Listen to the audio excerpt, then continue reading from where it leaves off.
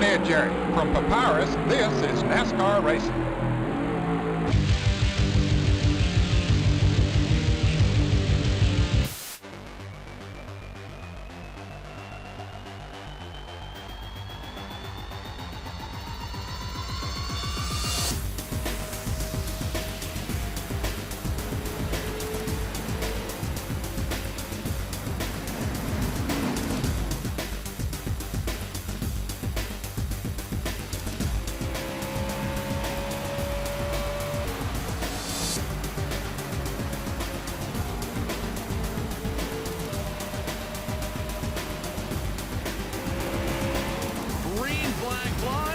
The NASCAR Peak Antifreeze Series, powered by iRacing.com, has officially begun.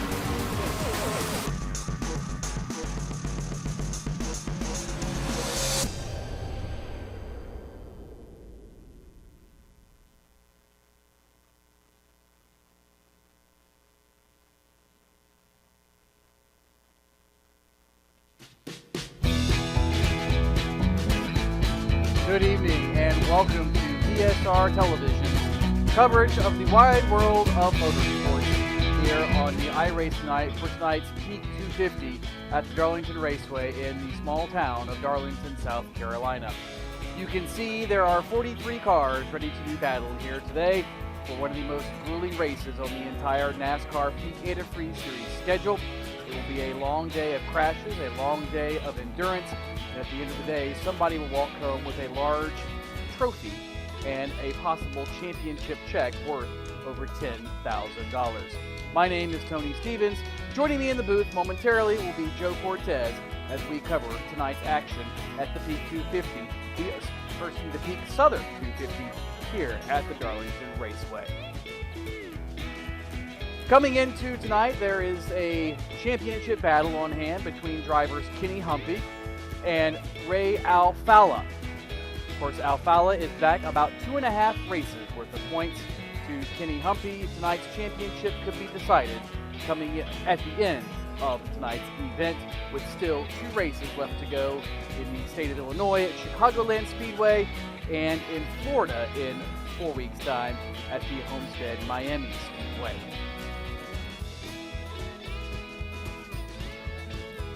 Anyway, back to the normal style of broadcast. We got into the throwbacks here. A couple of big stories coming into tonight. We do have the dynamic track set. The new physics brought to you by iRacing. It's going to be a very, very different race from what we've ever seen before, and going to be very fun, no doubt, and very interesting. This could be a whole new ball game once 250 miles are complete tonight. And of course, you'll notice a lot of throwback schemes, all kinds of inspirations from racing uncles to racing foundations to racing pioneers to throwback finishes at Darlington. We'll see a lot of them over the course of the night. Thanks for joining us. The cars get ready to go to the grid, and Joe, it's certainly going to be a fun one here tonight. Darlington always is, and as we saw a couple weeks ago, what we know about Darlington is this is the most unpredictable track of them all. No matter what happens here, no matter what you think you see on TV, this track is definitely an anomaly in the field. Let's go and take you through tonight's starting lineup. Tonight on the pole, the man who has a chance of winning tonight's race, Kenny Humpy. Nick Ottinger on the outside of him makes up row number 1. Matt Busa, Corey Vincent, and Patrick Crabtree will make up the top 5. BJ Sturgis, Brad Mahar, Ray Alfalla, Brad Davies make up your top 10. And it's Justin Bolton, Casey Tucker, Cody Bias, Tyler Hudson, and Alan Bowes starting 15th. Alex Scribner, Adam Gillen, Ben Burmeister, Taylor Hurst, Ryan Lowe, your top 20. Rob Ackley will be in the number 22, Alex Warren in the 82, Shane Doherty, Brian Blackford, and Tyler Laughlin in the 25th. 26 through 30 are, in this order, Brandon Schmidt, Chris Overland, Kevin King, Andy Fash III, and Brandon Bowie. David Rattler, Landon Harrison, Tyler Hill, Jake Sturgis, and Michael Conti make up the next handful. Nathan Wise, Timmy Volan, Trey Eidson, Brian Day, Danny Hansen, and Steven Gilbert round out the field of 41 tonight as the pace car gets the heck out of the way to let these guys do what they do best. Kenny Humpy won here 2 weeks ago in the B Series. Can you win your win? All the marbles are on the line. Green flag flies for the first of 183 laps around this iconic track, and Humpy's nowhere to be seen. Yeah, very quickly, Kenny Humpy on the jump. In fact, he's out a good 10 car lengths over second place. Nick Ottinger running one of the throwback schemes here tonight. We'll talk about some of those as we continue on here this evening. But this race, Joe, a long, grueling marathon. 183 laps makes up the 250-mile distance of the peak Southern 250 here at the Lady in Black, Darlington Raceway. And very quickly, again, the entire field single file for the most part. It's simply about racing the racetrack here, not racing the competition.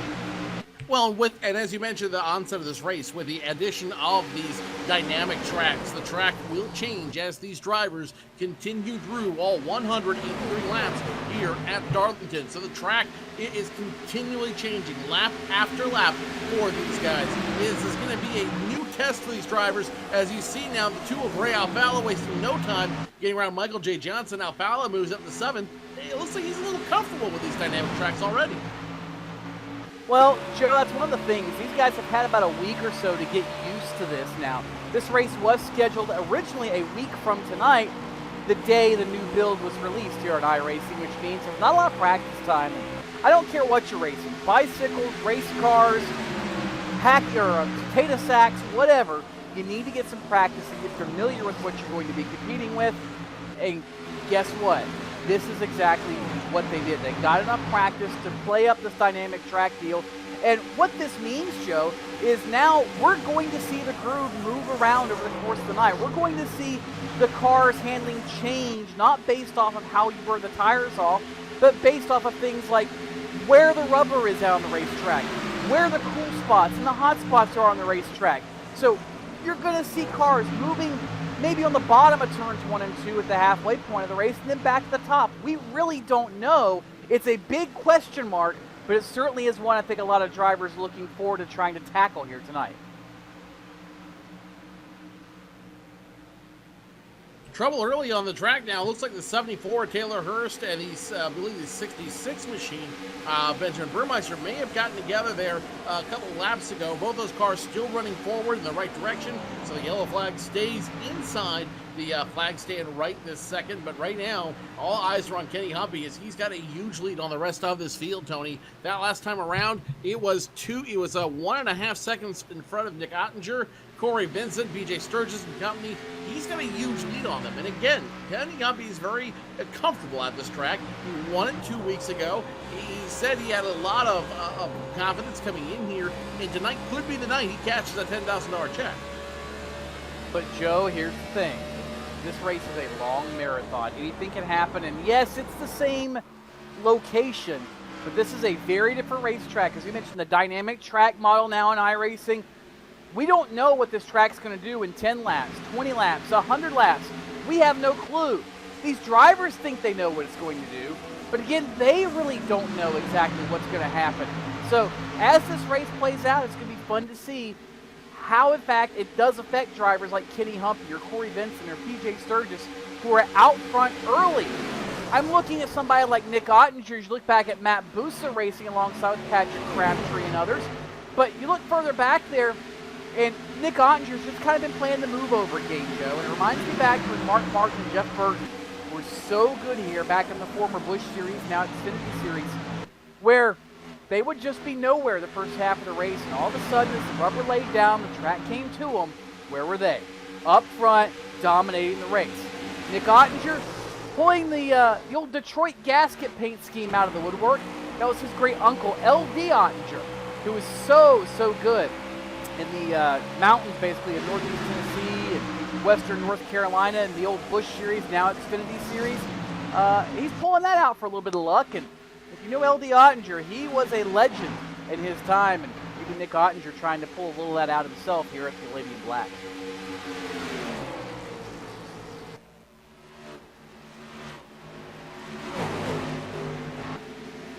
You can never have too much luck at the Lady in Black, just because, again, now we have problems with the track car 15. That's Patrick Crabtree.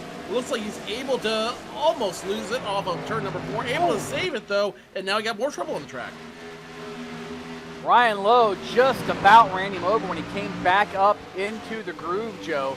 But luckily, he was on the binders, very quickly avoided the incident, and we will continue on under green. But a lot of near misses so far here early. And There were a couple of drivers, Joe, I know in private conversations that said they just could not get a hold of this thing, this new dynamic track model. In fact, one driver whose name I won't mention, he's not in the field tonight, but he has been a NASCAR Peak Antifreeze Series driver for the last few years. He said, after 10 laps, I'm just wrecking loose. No matter what I do, I can't keep the right rear on it. So there's a bit of a learning curve here, Joe. And again, it makes it very, very interesting to see how it all plays out as Alan Bowes now having some problems in his number 21 trying to keep the thing between the walls. Yeah, he made contact going into turn number 4 with Michael J. Johnson in front of him, and it looks like in the 05, Ottinger had some problems last time around. He was down low coming out of turns number 1 or 3 and 4, but he will rescue it, and he will be going back in the right direction. He drops from 2nd to 7th in a matter of a couple laps there. In turn number 4, I want to pay particular close attention to that turn number 3 and 4, especially transitioning out of turn number 4. When we raced this track 2 weeks ago, that was a part everyone seemed to have problems with. And if you didn't cause a big wreck out of that turn, you definitely had a situation where you were potentially spinning it or getting loose or end up in the inside wall as coming out of turn number 4. So if we're going to see trouble tonight, we're going to see it right there. And Joe, problems for Ryan Lowe. He got loose coming out of turn number 4. Did not have a spot to slide up in line, and he's been running the apron the last almost full. I mean, whoa, watch out, Brad Mahar. Hard spin for Brad Mahar here in the front straightaway, but we will stay green, Joe. And that's a tough break for Brad Mahar. Brad Mahar, we stay green, even though Brad Mahar went basically tail first into the inside wall of the safer barrier. Taking a look back at that incident, looks like he just hooked it out of turn number 4 and off the 27, the nose of the 27 machine that belongs to Cody Bias. Mahar will go spinning around, goes tail first into that safer barrier, and even if he's able to rescue that car, he's going to have no downforce as a result of that tail end being basically destroyed on that car. So Mahar, count him out for the night, because I don't think there's a whole lot he can do now to salvage his evening. He is going to need a lot of help, no doubt. As hello, watch out, got a little tight there. I'm going to Cody Bias's car there, and that was just about not so pleasant. But Joe, that's part of the nature of Darlington. This racetrack was never meant to be run the way that it's currently run. That banked part we see that everybody races on now, that was originally meant to be the safety apron. That was only a couple of lanes wide. They were supposed to race down the flat part, Joe. But we see how that did not work out. And there's a lot of, speaking of going back in the day and looking at the history of this racetrack here in Darlington, you mentioned at the outset a lot of vintage type schemes or vintage inspired schemes on the racetrack. The first one of which is number 2 of Ray Alfala. He is one of 2 Wendell Scott inspired schemes on the racetrack, and that car pretty much same font, same colors and everything as one of Wendell Scott's red number 34. You always think of him in the blue car, but he did run a red one for some events, and that's the one Ray Alfala is running here tonight. And isn't it a great looking car? Wendell Scott Foundation, a proud partner of Ray Alfala's team. And you know there's nothing more he wants to do than get that car into victory lane. And last time around, he was the fastest car on the track, and he's starting to pick up time on Kenny Humpy. Humpy, though, however, has led the first 19 laps of this event. We'll come to lap number 20 when we hit the start-finish line. And the team member is really going to be the car to beat here tonight. And you know Ray Alfala wants it. The question is, does he have enough in the tank to make it happen? Long way still to go. And of note, if you're an Alex Warren fan, he's bounced it off the safety barrier. One of many Darlington's stripes already here tonight. Next car further back that has one of those vintage type paint schemes. You mentioned them already, Joe. The 05 of Nick Ottinger, honoring his great uncle, L.D. Ottinger, the former Busch Series, now Xfinity Series standout back in the 80s and early 90s. That's where that scheme came from. The old Detroit gasket car that he ran so successfully for many, many years. And just behind him, the 34, Matt Busa. That one might look familiar, Joe, to a lot of more recent race fans. That's modeled precisely after the Kevin Harvick scheme that he won with at Atlanta just 3 races after Dale Earnhardt left this world. That is absolutely right, and I totally forgotten about that one. Thank you for reminding me of that. It wasn't he didn't inherit that ride under great circumstances. but you see what he's been able to do with it, and you see what he's been able to do with the opportunity, and sometimes that is half the battle here in racing, is having the opportunity to show what you have. And several years later in a championship, I'd say he's all right for himself. Certainly has. Another car a couple further back, the 39 of Michael J. Johnson. That car modeled after one of his very first rides in the NASCAR Peak Antifreeze series, so not quite as familiar of a throwback, but it is one nonetheless. Casey Tucker sporting a little bit of a vintage-inspired paint scheme on the 28 car. And you go a little further back, we mentioned the Wendell Scott automobiles. Well, the 33 of Brian Blackford, it's modeled after the more traditionally thought of Wendell Scott car, the blue one with the number 34 on the side. Also partnered with the Wendell Scott Foundation is Brian Blackford and Slip Angle Motorsports. You see Blackford running in the 16th spot in that paint scheme. Very vintage, very classic look. And look just behind him, Joe. That car has had such a history here at Darlington, as we have a battle for second now. PJ Sturgis all over Corey Vincent, or check that, that's actually Kenny Humpy. Now has Corey Vincent all over his back bumper. We'll keep an eye on that really quick. But Kevin King as well, sporting that vintage Ricky Craven paint scheme that won here in the closest finish in NASCAR history against Kurt Busch. What was that, a decade ago now? Plus or minus. We'll say it was a decade, plus or minus. As you take a look at the 29 machine here riding around on the track in just a moment. I'm sure we get our cameras around that. Meanwhile, back around the track, lots of battles starting to brew. As we mentioned a moment ago, Kenny Humpy, Corey Vincent, first and second. Ralph Allen, PJ Sturgis, third and fourth. Brad Davies and Justin Bolton now starting to come together for position number 5. And now a battle for position number 7 that's going to be ended very, very quickly as Cody Bias gets around Alan Bowes, Tyler Hudson on an island by himself. Tony, this is starting to almost look like a super speedway race where you have packs of 2 battling amongst themselves for position. In a way it is, Joe, but in a way it's not. Why do I say that? I've been looking at the stopwatch, and to quote our opener and the Honorable Ned Jarrett, looking at the unofficial stopwatch. I always love to use that line on the broadcast, but nonetheless, looking at the scoring and looking at the quote unofficial stopwatch, Kenny Humpy has been slowing down, relatively speaking.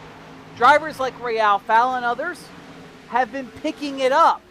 I know what you're thinking. Wait, what? Yeah, this is all part of that dynamic track model, Joe.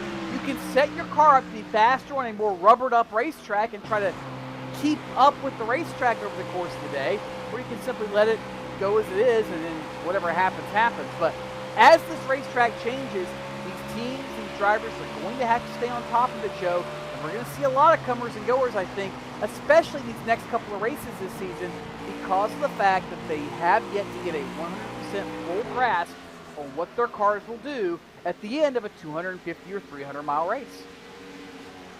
Well, when you consider how this dynamic track is going to change everything, you're absolutely right. It's going to change how drivers and how teams prepare for the race, for different tracks, because the track will change throughout the entire series of the race. So this new update that iRacing has finally thrown out to these drivers, it's going to create a new level of challenge and a new level of reality for this for each of the drivers out here.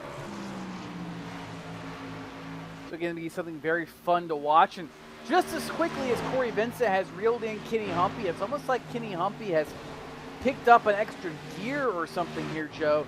Car doesn't seem to be quite as stable as we've seen in races past, but he's still fast enough to stay out in front of the field. And it makes me wonder if now, maybe with this dynamic track surface model, if you can, in fact, conserve more tire than maybe you could before and use that to your advantage. These are all question marks for having to answer, but very intriguing to see how this is all playing out. As we ride in car with the 58 of Kenny Humpy, who has led all 31 laps here on the track. Now, there's a lot of unanswered questions that we're going to get answered tonight as a result of this first official NASCAR Peak Antifreeze Series powered by iRacing race on the new track style at Darlington. And Tony, frankly, this couldn't come at a better time for all these drivers you have a new track, a new model, and a very difficult track that really equalizes the field a little bit. Everyone comes in with the same exact handicap. They don't know how the track is going to affect everybody out there, and thus it really is anybody's race, despite the fact that Kenny Humpy has controlled the first 31 laps of this race.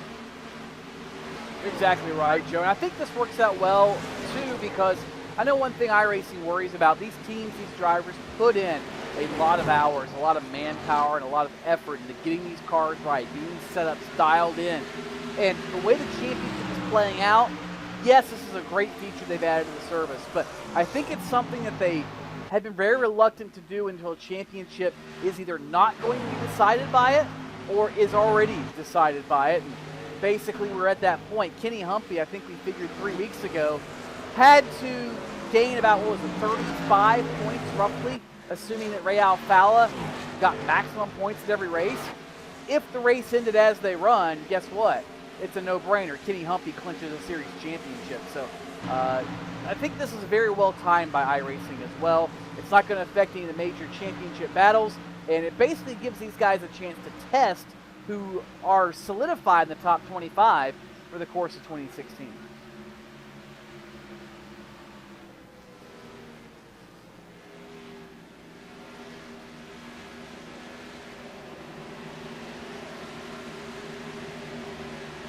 One other thing to keep in mind now is the 35 laps into the run, Joe. This track, the leaders have already fallen off nearly 2 seconds a lap. Let that settle in. 2 seconds a lap from what their fastest lap of the race was. So not only are the tires degrading, the racetrack is changing, and again, Joe, I wonder, will this new dynamic surface model lend this league, this series, to a little more conservative driving and to keep those tires under you over the course of a longer run? So when that track rubbers up, it's not as grueling on the tires, or what exactly is going to happen? But very, very significant tire wear, just 36 laps in, Joe. 2 seconds a lap slower. That might account for a lot of the juking and jiving and sideways driving we've been seeing. Well, it also accounts for some of the battles we're starting to see on this track, and we're also starting to account for some of the pit strategy we're going to see out here on the track, including the 29 of Kevin King, who's now riding around the apron, and I believe I take it back, he just came off pit road last time by, so Kevin King's starting the early pit strategy. Now we got another guy coming down pit road, that's Alex Scribner, is going to try his luck on pit road early. So a lot of guys are really starting to figure out what this new dynamic model means and ultimately how it's going to affect them as they continue to run this race. It's not the same race they've run a long time ago. Another driver on the track down on pit road, Brandon Schmidt. Schmidt is down, and back to Alex Scribner's car, Joe. As you're watching the leaders, check out number one, check out Kevin King on fresh tires, Superman. But check out that 50 car, Alex Scribner, that was on pit road a second ago. Vintage Rusty Wallace colors on the number 50 machine. Takes you back to the mid-90s when the black and gold deuce was the king of the racetrack almost everywhere in the country. And also, Mike Conti is out there with the Terry Labonte vintage paint scheme back when he won a championship. The old Kellogg's Cornflakes inspired scheme. And a lot of drivers really crying for tires at this point, Joe. We've seen a lot of varying pit strategies. The guys coming down pit road. Taylor Hurst now having problems as well. It looks like he finally makes it to his stall, but very, very different, the dichotomy we're seeing on strategies and tire management. Nowhere else have we seen 40 laps be the end of what guys can do on tires. No, I don't think so. And if that is the case, then we're going to have a very, very long race in front of us, Tony, just simply because these guys have been coming down pit road multiple times tonight with the sole intention of getting tires and a full load of fuel in this machine. The 66 of Ben Burmeister will come in this time around. That's 78 of Kenny Humpy. Now has to deal with some lap traffic in front of him. Brandon Bowie, Alex Warren in front of him. Ryan Lowe also in his crosshairs as well. Great news for Corey Vincent, who's now cut that gap between them and is maybe about a car length, maybe two, between those two cars. It may be that, Joe, but the speed just continue to drop off. We see Humpy sideways and fighting for grip, missing forward drive, just wrestling this monster around the high banks here at Darlington Raceway. And it just brings you back to the old-fashioned type of racing we see at Darlington, where cars were slipping, sliding. completely out of control. And again, more cars on pit road as they cannot handle this car being as out of control as they have been. And Joe, I think back to the comment the one driver made this week about how after 10 or 15 laps of this new dynamic track model, he just simply could not hold on to the race car. And it makes me wonder if these drivers that have either real-life racing experience or have ties to real-life type data on these race cars on their teams, if they will not be the ones that excel, at least for the first few weeks of this, because those people know what a racetrack generally is going to do, how they're going to have to set a car up to try to affect it, and a lot of those other variables that still are in play. You can practice as much as you want, Joe, but there's no substitute for running 250 miles with 43 cars on a mile-and-a-third racetrack like Darlington. I'm going to agree with your statement right there. As you saw, Kenny Humpy get passed by almost lapped car check that. That's a 24 machine of Nathan Wise. Nathan Wise is in a tear right now, and he's going to stay on the lead lap by getting around the 58 of Kenny Humpy. You've got a point there that, yes, someone who has track time and has track experience, they're going to have an advantage under this model because they will be able to react accordingly as this track changes. But that now being said, when you have so much wisdom, when you have so much knowledge in brain trust like the team, or you have brain trust like Slip-Angle Motorsports, there's so much knowledge about this simulation and everything it does and doesn't do that there's a bit of, I'm sure, I've got a feeling there's a bit of a how do you want to call it? A equalizer, if you will, as Kenny Humpy now gets ready to come down pit road, getting sideways. Not a good look for the points leader. Missed pit road nearly to Kenny Humpy. Came in a little too early. Nick Ottinger got by in the number, I almost said the number 2. Or check that, was Ray Alfalla. They got me all confused, these new paint schemes. Ray Alfalla got by in the number 2. So he'll pick up a spot or two on Kenny Humpy. That's good for Ray Alfalla's very slim championship hopes. But looking at the laps, Joe, I'm wondering if Humpy and others are not trying to stretch this race to run about 45 to 46 lap segments. If you're able to do that, you should be able to make it on 3 stops. I think that's the strategy Humpy's on. I believe that's the strategy that most of the front runners are on. Matt Busa is in as well on his number 34. Ray Alfalla down and away on his Ford. Service is now complete, and he'll get a huge advantage. Now, the next thing that's going to happen, Joe, we're going to see all these drivers who pitted for fresh tires cycle back around and more than likely be ahead of the leaders once they all cycle around. Question is, how much further ahead and how much slower will they be once the cycle's around? Comers, goers, lots of pit strategy. We are not going to know how this race is going to play out until we get down to the very end tonight. Absolutely not. As you watch the 57 machine in the box pitting, that is PJ Sturgis. He will get down on pit road cleanly, and that is a big wild card right here. That is a $64,000 question, is what's going to happen when old meets new. It's something we talked about earlier in the season when guys talk about and manage different pit strategies. But the thing that excites me the most about this is that now it really means something. Now it really has a huge effect on the cars and on the drivers.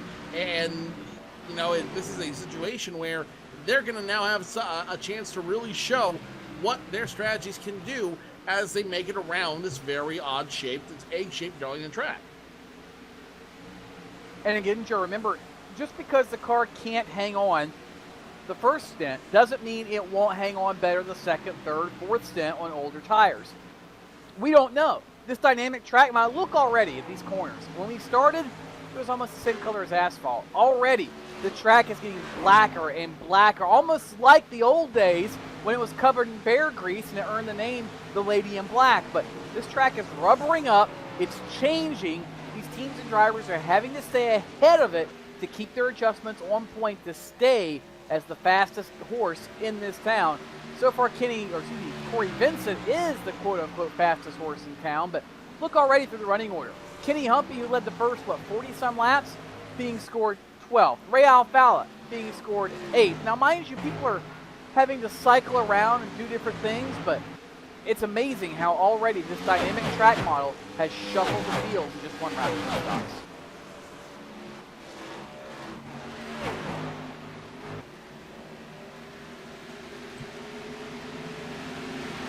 Tyler Hudson might be the fastest of those guys right now, as you see him just starting to shuffle through the field. In fact, I believe he might have just passed the 10 of Corey Vincent for position, as well as a handful of other drivers. So if I understood that and saw that correctly, Tyler Hudson, the 2013 champion, he's going to be your new leader once we get everything cycled back around. We talk a lot about this dynamic track model.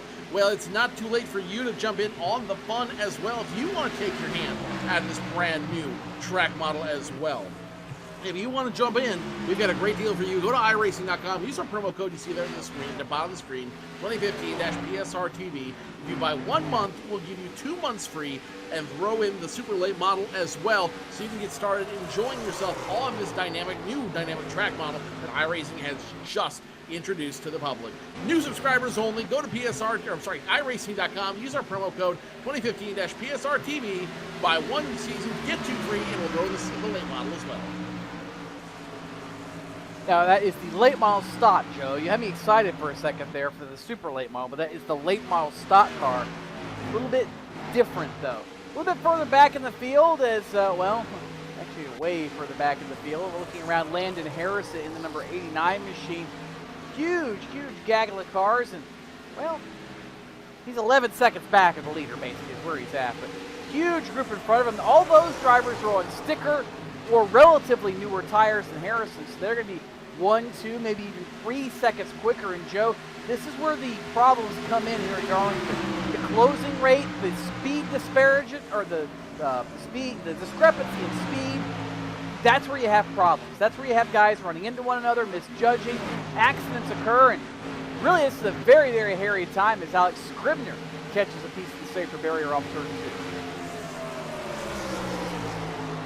Yeah, that's part of the problem here at Darlington. I mean, not a bad thing. What you're seeing here is a lot of very fun driving, very exciting driving among all of these drivers. But again, with this new track model, with everything changing just a little bit, all of these drivers now are going to be fighting for position, and they're going to be figuring out how they want to drive their race, how they want to run their personal race. Corey Vincent is still your leader, despite being passed by Tyler Hudson just a few minutes ago. So Tyler Hudson did not inherit the lead. Now the number 10 of Corey Vincent is being passed by everyone who has fresher tires. And as of last time around, 11 cars remain on the lead lap, with BJ Sturgis being the last of those currently scored on the lead lap. Nick Odger's going to get around 10 Corey Vincent this time by. He'll get back on the lead lap. And right behind him is going to be the 8 of Adam Gillen. He's going to jump on there as well. Yeah, Gillen, I think, is kind of crushing the can a little bit, though, on the right side. He's got a Darlington stripe on his number 8. And yes, you can imagine who that one is inspired from. A previous number 8 car, the very similar paint scheme a few years ago. A little bit further back in the running order, Tyler Hudson falling back. There's Ray Alfala Motors around, so does Justin Bolton. Hudson, to the best of my recollection, has not been on pit road in his number 01. I'd have to double check that to be sure. Looking at the lap times, he probably has been, and we simply missed it. But again, Joe, look at this.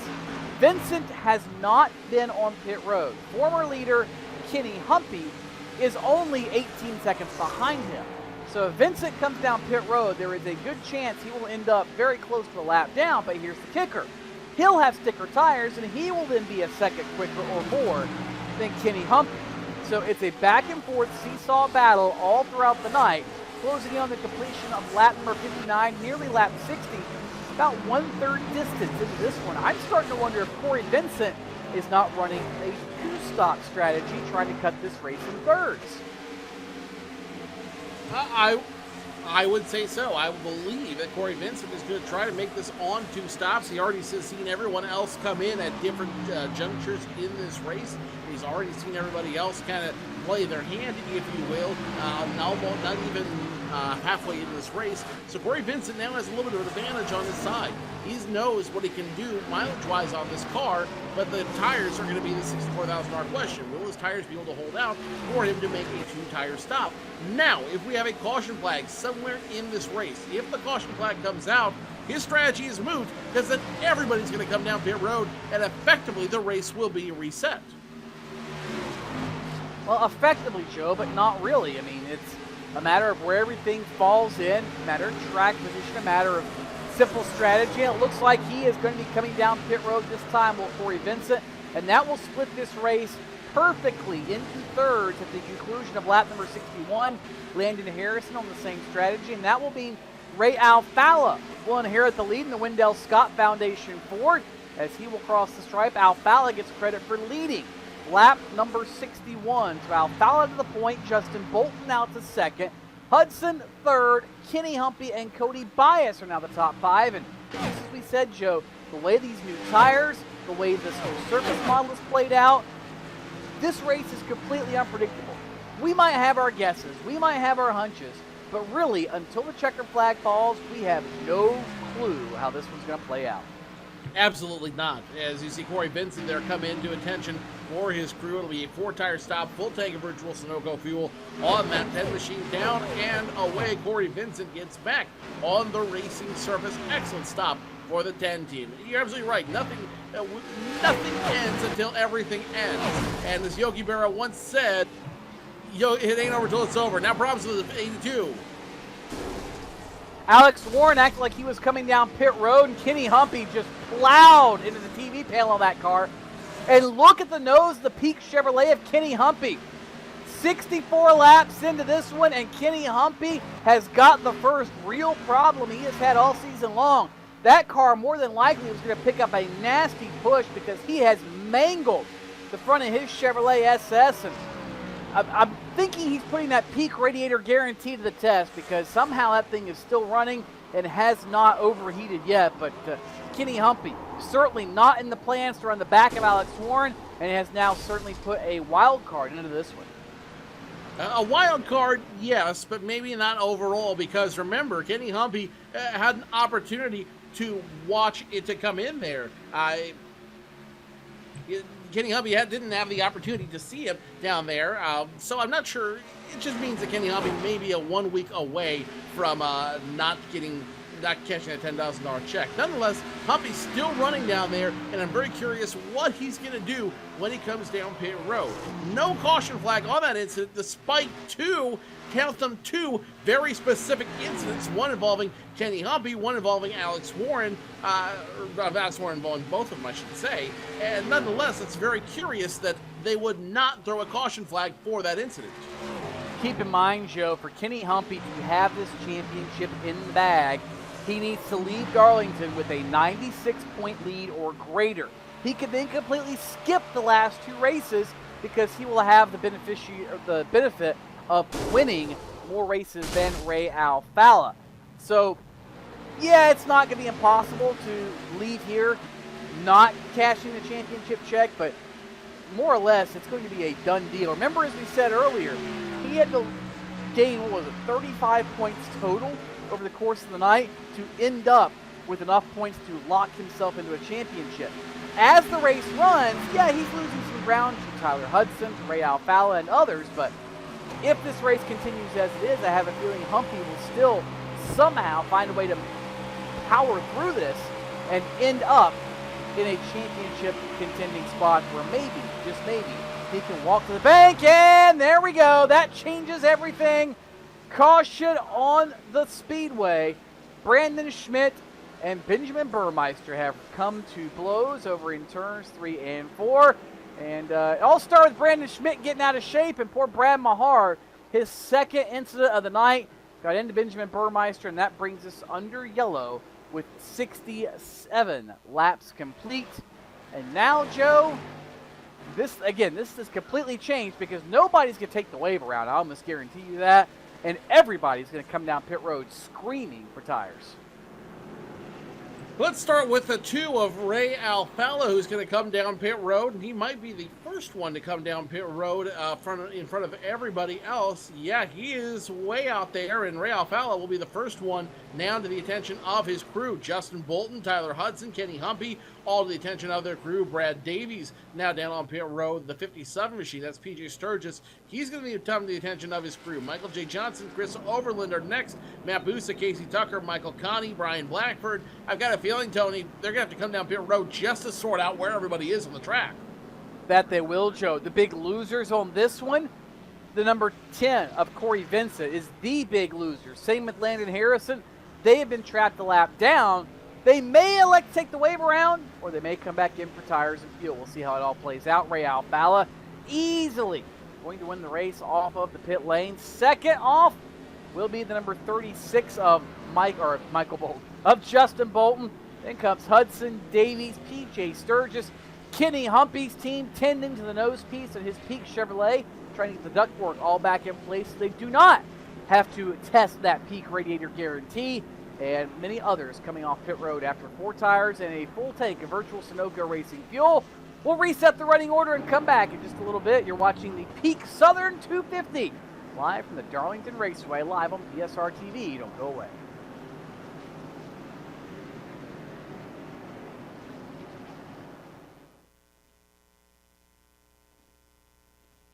Sorry, guys. I never would have thought making duck calls would have stirred up this much excitement. No kidding. You got him coming up here. Shortcut time! That's what I'm talking about. Ah. You sure this is a good idea? Oh, yeah. I got this. I can't guarantee you how this will end, but Peak can guarantee your radiator for life. Introducing the Peak Run True Guarantee. Check it out at peakguarantee.com.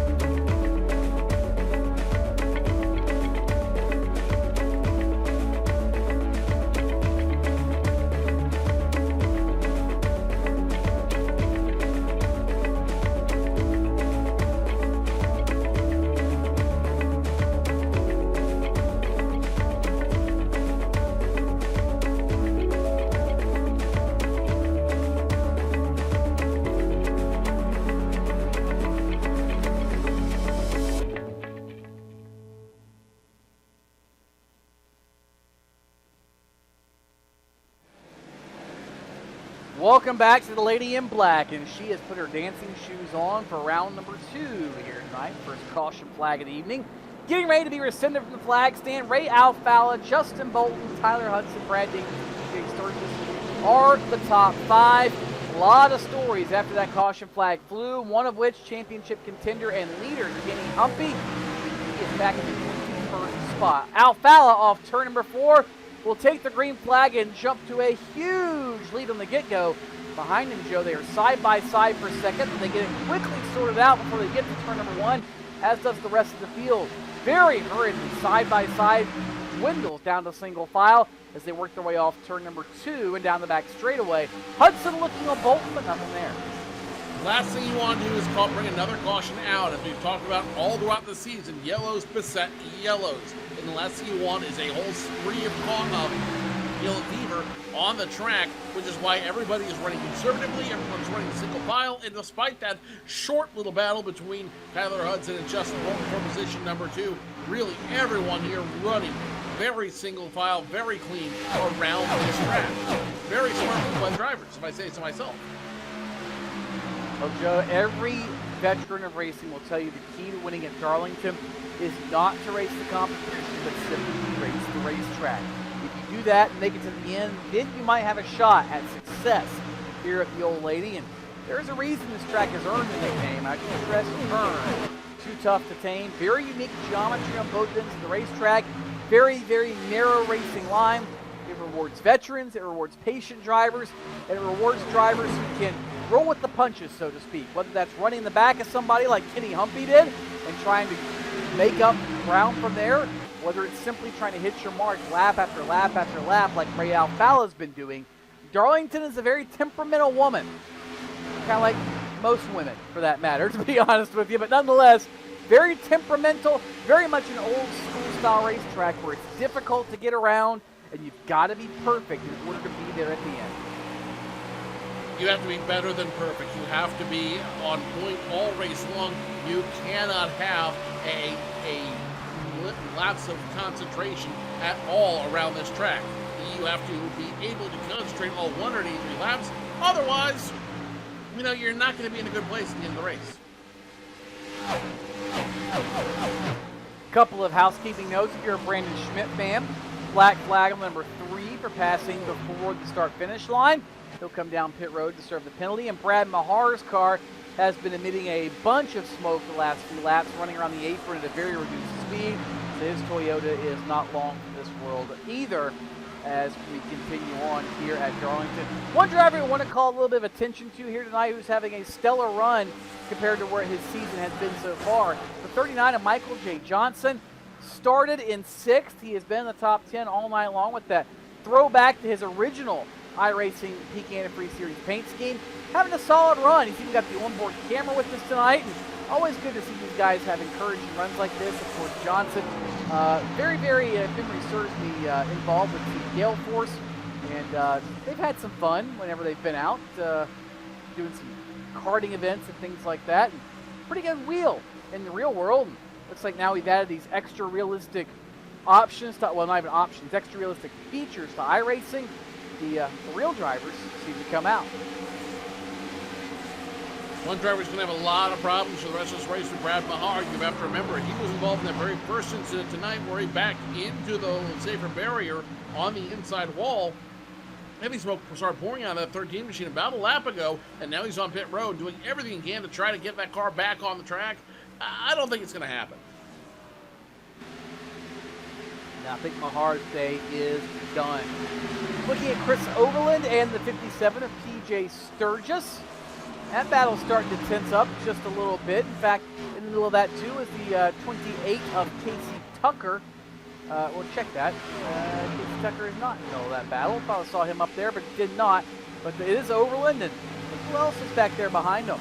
Brandon Schmidt, who just came off pit road after serving that penalty. Now, here's a very good indication, if you're a Brandon Schmidt, Joe, up to how good your race car is. You're up here with the leaders. Can you keep up with them? If so, it's encouraging because it tells you get the track position, you've got a fast race car. Problem is, if you're Brandon Schmidt, you're mired now back in 32nd spot, being shown 2 laps down. Precarious spot, but we've seen earlier that all he needs to do is have the right set of circumstances come his way, and he can get those 2 laps back very easy here in Darlington. As now he had problems with the car at number 33, that's Brian Blackburn. He's going to start going backwards. He had to grab a couple of handfuls of steering wheel like Wendell Scott used to do to manhandle his machines and still have solid runs each and every week on the what was then the Grand National Series tour. So Brian Blackburn channeling a little bit of his inner Wendell Scott to make that happen, and continues on in the number 33. So a lot of that we keep seeing, Joe. Our spotters, just so everybody watching knows, we've got a team of spotters that we see what we can see, but we've only got a pair of eyes apiece. We've got a team of spotters that are watching everything around the racetrack. On an average race, we get a good 12, 15. Oh, look at this. Oh, look at that. Oh, this happened. Okay, great. We process it. We see if it's worthy of mentioning and go on from there. Tonight already, I think we've had about 50 screams in our ears from our spotters, Joe. Oh, this guy's sideways. Oh, that guy's in the wall. Oh, he almost lost it. This is vintage Darlington, is it not? This is what the people pay to see every year at Darlington, and they are not disappointing. This new track model really starting to pay off, if not for the drivers, then for the audience at home, who gets a real show of how Darlington is run year after year here in iRacing. So to cap up, if I can talk, that would help. To recap everything up front as we're slowly closing in on the halfway point. Lap number 92 is only about 8 circuits away.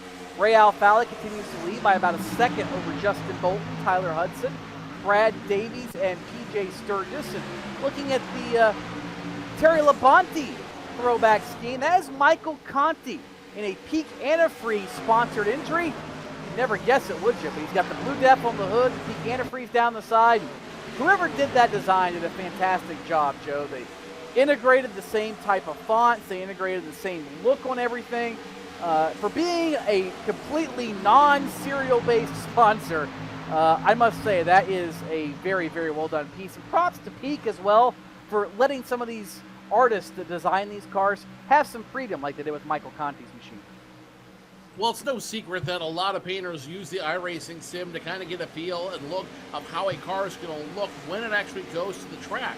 And correct me if I'm wrong, but there's been a lot of painters who have started in iRacing or started in another simulation that have all gone on to actually paint real cars for some of the real drivers. Kevin King, the driver of the number 29 machine, correct me if I'm wrong, but he's one of them. He is one of them, Joe. He's painted cars for Kevin Harvick and Dale Earnhardt Jr. in the past. There are some others, like J.D. Laird, who has done the same thing. And Laird paints a lot of the cars in the NASCAR Antifreeze series. You might have recognized J.D. Laird. Some guy named Dale Earnhardt Jr. ran one of his cars a couple years ago with the Mountain Dew Camp sponsorship. So, you know, you might have heard of it. You might have seen it. But no, Joe, there are a lot of teams and drivers and painters that find inspiration on the iRacing sim, and that's one thing I love about the iRacing community. It's just like the real racing community in that there are specialists, so to speak, in everything. Whether that's a media type specialist who works on the PR side, the video side, the design specialists who worry about hero cards and painting cars and designs, and whoa, watch out, hello! One car up on the outside wall, that was the number 37 car, who nearly got clobbered of Stephen Gilbert, but everybody got around without any major incident. But there are just so many specialists, Joe, and we talk about that. There's crew chief specialists, and spotters, and drivers, and it really is a microcosm of the motorsports industry as a whole. And certainly props to everybody here for doing their due diligence on whatever their specialty is. Now problems between the 36 and the 32 machine, and that will bring the caution flag out once again. Justin Bolton got into the, let's say, the 32 machine coming through there, and that's going to come into the turn, and that's going to bring out the second caution flag of the evening. And Joe, that is a product of the discrepancy and the disparagement between times that we have talked about earlier. Danny Hance was about a second and a half slower per lap than was Justin Bolton. Bolton didn't really try to take him out, just that much more grip, and Bolton could not get it wound down in very treacherous turn number 2. They'll bring out the second caution flag of the evening here at the Lady in Black. And again, this will throw everybody's strategies into a loop as we are at the halfway point. Those drivers who are making it 45 laps, Joe, if we stay green, can make it on one stop from here. But everybody has to pit at least once, including this stop. So we'll see how it all plays out. Alfala's going to lead him down. Bolton, with maybe some minor damage on the nose of his machine, will come into the pits as well. So will Hudson and everyone else. Wholesale pit stops. It's feeding time at the zoo. Still a two-stop race, but let's see if we can get one of those knocked out here as Ray Alfala will lead the entire, most of the field, I should say, down to the attention of their pit crews. You see the 0-1 of Tyler Hudson ducking in. Justin Bolton will duck into his stall, and there goes the 2 of Alfala. No surprise here of what he's looking for. Should be 4 tires and a full tank of fuel. The right sides go up on that machine. The left sides will go up accordingly. The 4 tires will go on that 2 machine, and it'll be down and away. The question is, who's going to win the race off of pit road? It should be the 2, but stranger things have happened. The Alfala will be off first, and it'll be the 0-1 of Tyler Hudson nosing out the 36 of Justin Bolton for position number 3. And a whole bunch of other drivers spill out onto the racetrack from the confines of pit road afterwards. And we'll get it all sorted out here in just a little bit. Of note, Kenny Humpy, the championship leader, still on pit road, fixing the nose damage that he incurred 2 runs ago when he ran smack dab into the back of Alex Warren on the back straightaway. So it looks like Kenny Humpy's night. This is the big hiccup, but he had such a comfortable point lead coming into this evening. It really should not affect the championship one iota, to be 100% completely honest with you, as the pace car works its way off turn number 4. And that means we'll take another quick break here from the Darlington Raceway. You're watching the Peak Southern 250 from the Lady in Black. We'll be right back.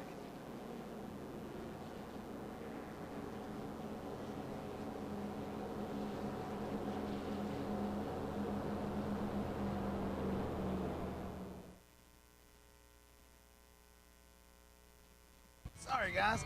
I never would have thought making duck calls would have stirred up this much excitement. No kidding. You got him coming up here. Shortcut time! That's what I'm talking about.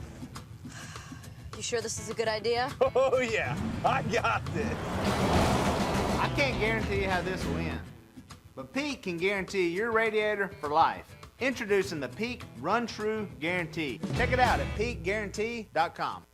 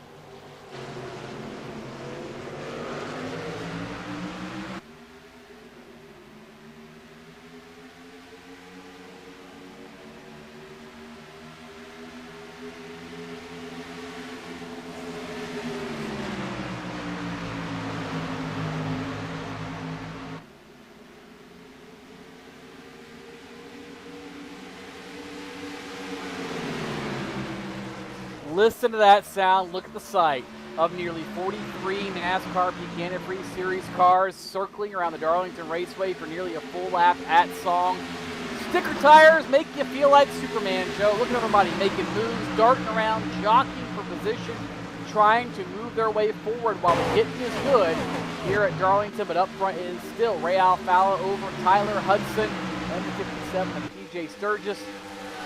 Over break, one thing we were mentioning, we were talking about the difference as these tires fall off, Joe. The difference as the laps wind down between the surface, how it is changing, how the race car's handling is changed on each of these machines because of that dynamic surface model, because the new tire model, the fall off on the tires themselves. This is back to the way racing always was at Darlington. You weren't stuck to the ground. You weren't in a single file train. You had a huge discrepancy, and literally 2 or 3 laps more on your tires could be spell disaster, and 2 or 3 laps less could spell success. It really, really was a 3, 4, 5, 6 second drop off in lap times because this place was so abrasive and so greasy. You're absolutely right. Again, you're seeing the dynamic track now at work. If you didn't understand why this dynamic track was such a big deal for iRacing, you are physically seeing it now in front of you as the track changes, as the cars change, and you're really starting to see what this sport can become. Earlier, Tony, you talked about everyone having a specialty, having a job on this crew that goes beyond setting up the car and driving it. You're really seeing the next evolution of this sport here with this new change, because now it goes beyond, okay, I can set up a car. It now goes into, now that I set up the car, what do I do with it as we continue to run with 83 laps, 84 laps up to go. And it really puts a lot of guesswork into it, Joe, because if you have a race, let's say, with 10 cars, the track will not change as much as, say, a race with 40 cars. So you can test as much as you want, you can get as much of a data set as you want, but you really don't know 100% how the race is going to play out until you're on the racetrack. So it keeps you guessing. There's no more, all right, I put this setup in, I run the same setup all race long and win. Yay. No. As the race goes on, you're going to have to tweak the track bar. You're going to have to add some wedge. You're going to have to make a tire pressure adjustment. You've got to do things to keep up with the racetrack. And that, I think, is what excites most of these teams and drivers and almost everybody on the service so much, is the fact that now it's no longer your quote-unquote video game. It's not one thing as problems for Nathan Wise in the 24. He catches a piece of the safer barrier. And I think Nick Ottinger caught a piece of it too in the Reen Camry. But, Joe, there are so many variables now that you cannot control them. You can only guess at so many. And the rest really make this race that much more unpredictable, and it has to be that much more fun for a driver and a team to compete with. Well, it also just shows you the evolution of this simulation and where it's going. For years, we talked about the iRacing sim. We talked about this particular sim and sims like it being a training tool for these drivers. With this new edition, this goes beyond just being a training tool. This goes beyond being a video game, as these things have been called over the years. Now this is really turning into the next position for the sport to be in. This is really turning into what the car could be, what the sport could be, and you can see with this edition, you can see the next generation of iRacing coming through the NASCAR Peak Antifreeze series to get to a real car. Well, Joe, in my mind, there's no question. I was at the IMCA Speedway Motors Super Nationals, fueled by Casey, this past week. And one of the things of conversation that came up were the quote-unquote video game kids. There are so many youngsters coming into motorsports now, and so many of them are so good. And a lot of people wonder, how are they so good? How are they so fast so quickly?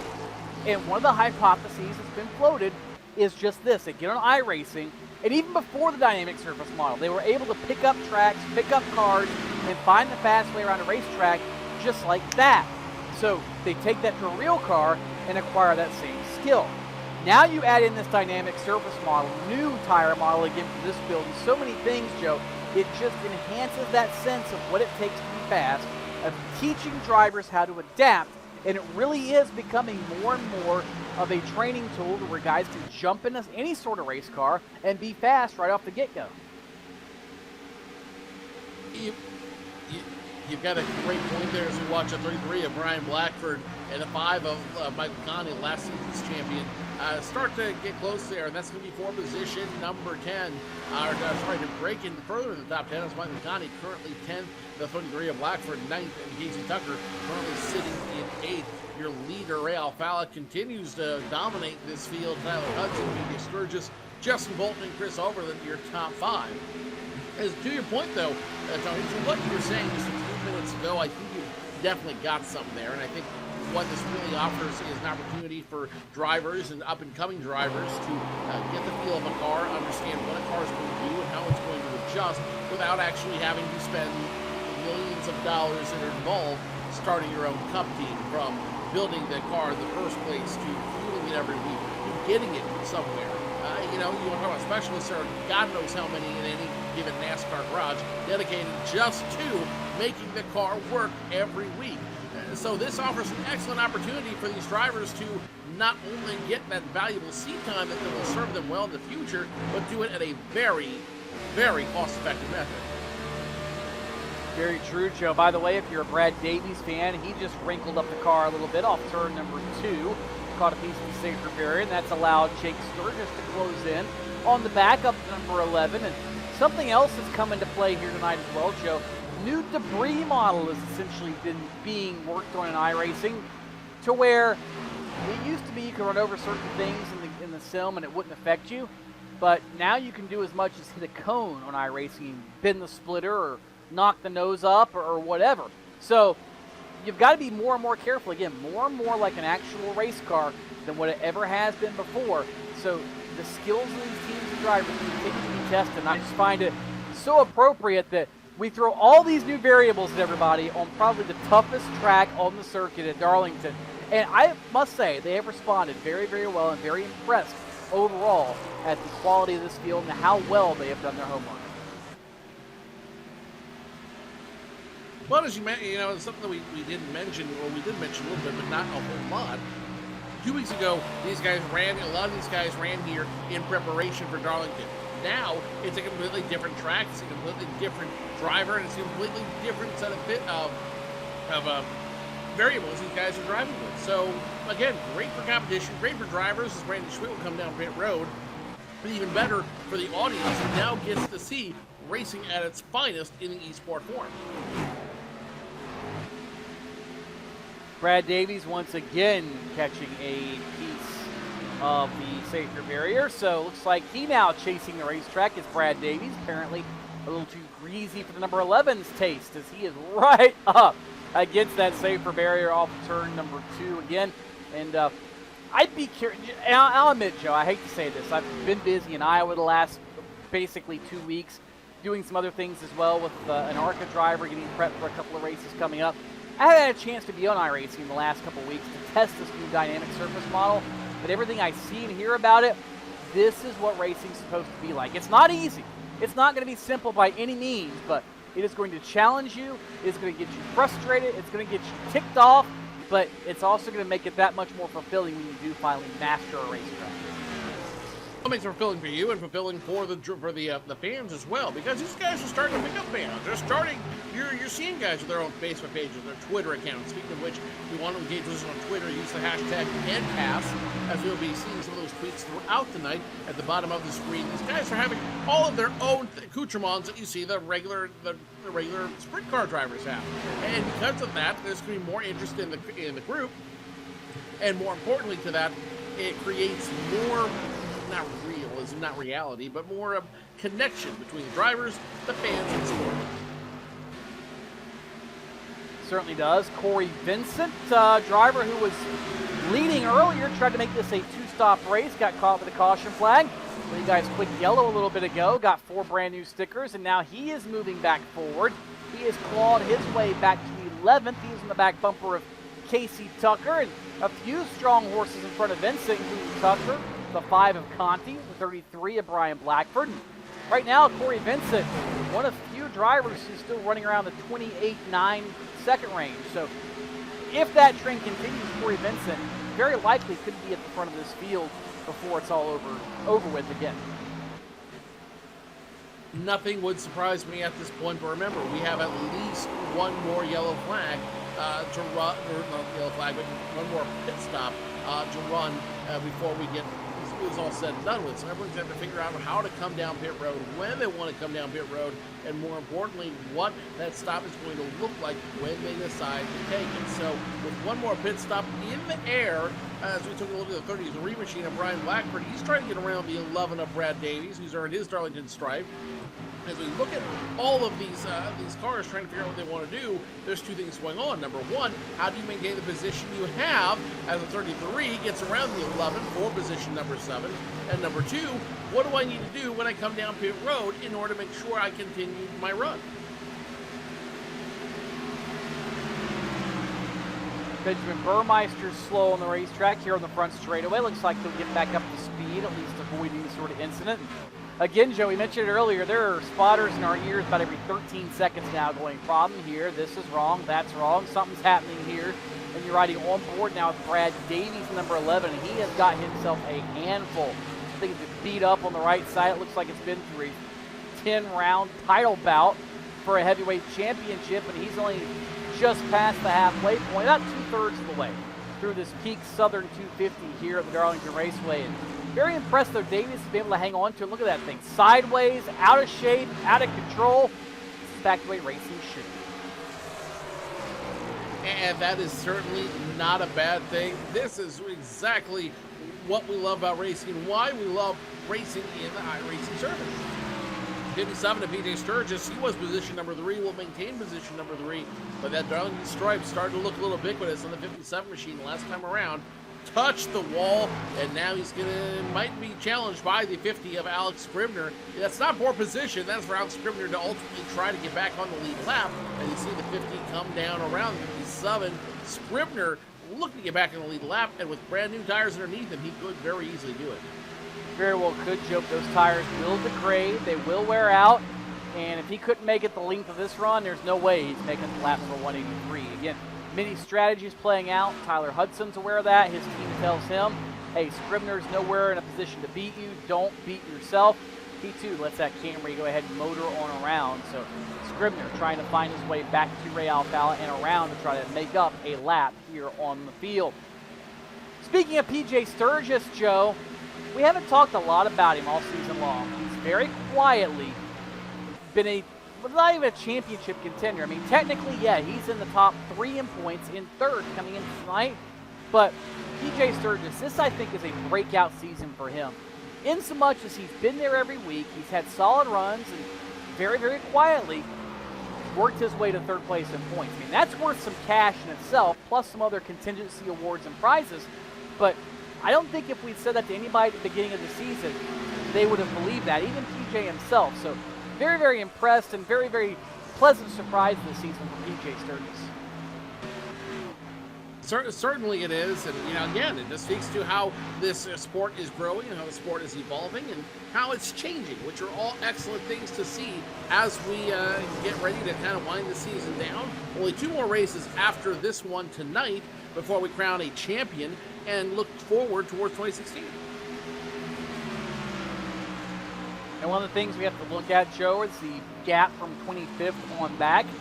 Right now, that sits at 2 points between 25th and 26th. A tight battle right there amongst Landon Harrison and a whole host of others.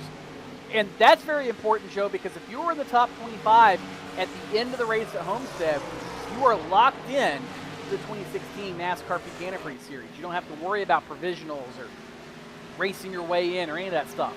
If you're outside the top 25, as they basically call it in the English Premier League, you are in the relegation zone.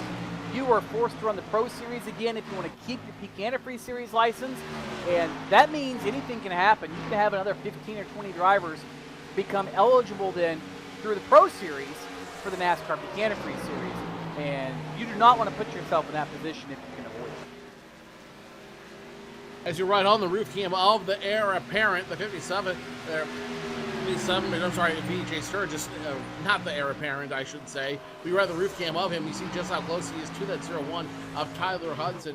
Going back to the actual points themselves, right now, PJ Sturgis is running outside of that top 20. If I am reading my latest stats correctly, the 20th position right now belongs to Landon Harrison, who's got a handful of points over Cody Bias, who was involved in an incident earlier. Tyler Hudson also in that danger zone as well, as he's currently running 22nd in points. So for those 2 drivers right there, this is less about...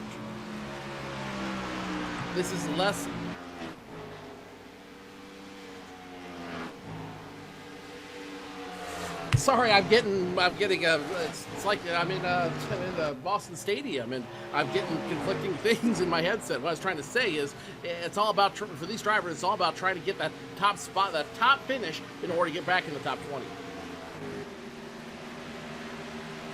And speaking of getting in the top of things, look at the top of the racetrack compared to the bottom here.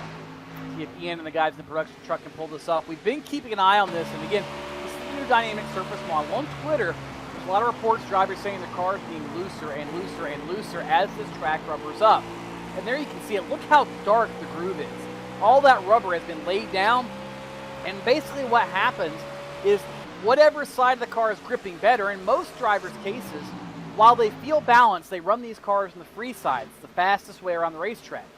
So your front tires have got more grip inherently than the rears. And as it rubbers up, the end of the car that has more grip to begin with will exponentially increase. Therefore, the back end is waving around, and there went PJ Sturgis into the outside wall in turns 3 and 4. So it becomes freer and freer and freer, and you have to keep up with it. So as it gets darker, that's something to keep an eye out for. These race cars, at least here, at least today, are getting looser and looser. Next race here, it might be completely different, Joe. It might not get that bad. It might be the opposite. We really don't know. And again, these curveballs are what make this so entertaining. And I think iRacing really nailed it with this. It's that extra element of realism so many people really wanted. It opens up so many doors for the near future of how things could be for other types of racing and other advancements in the sim. We'll see how all that progresses over time, but this is a huge step. Nobody has ever done this in simulation the way that they have, and again, I think they simply have aced it, because you see these drivers fight this fight these race cars, fight the racetrack, and have to adapt on the fly is just amazing.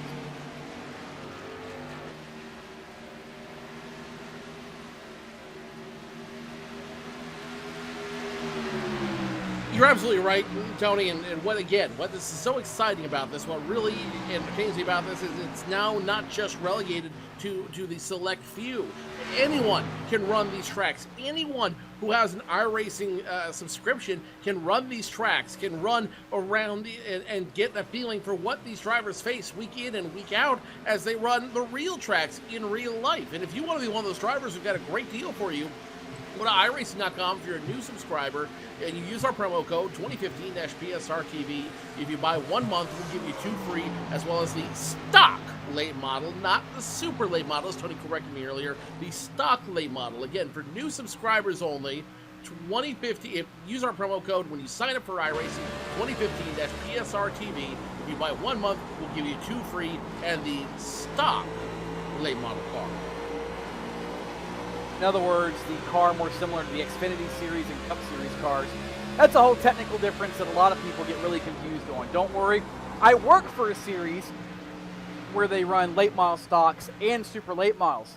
Imagine trying to tell fans what the difference is when they look so similar from the outside. Yeah, it's kind of confusing. Speaking of differences, TJ Sturgis maybe a little faster than Tyler Hudson, maybe not. Hudson pulled over to let TJ Sturgis by.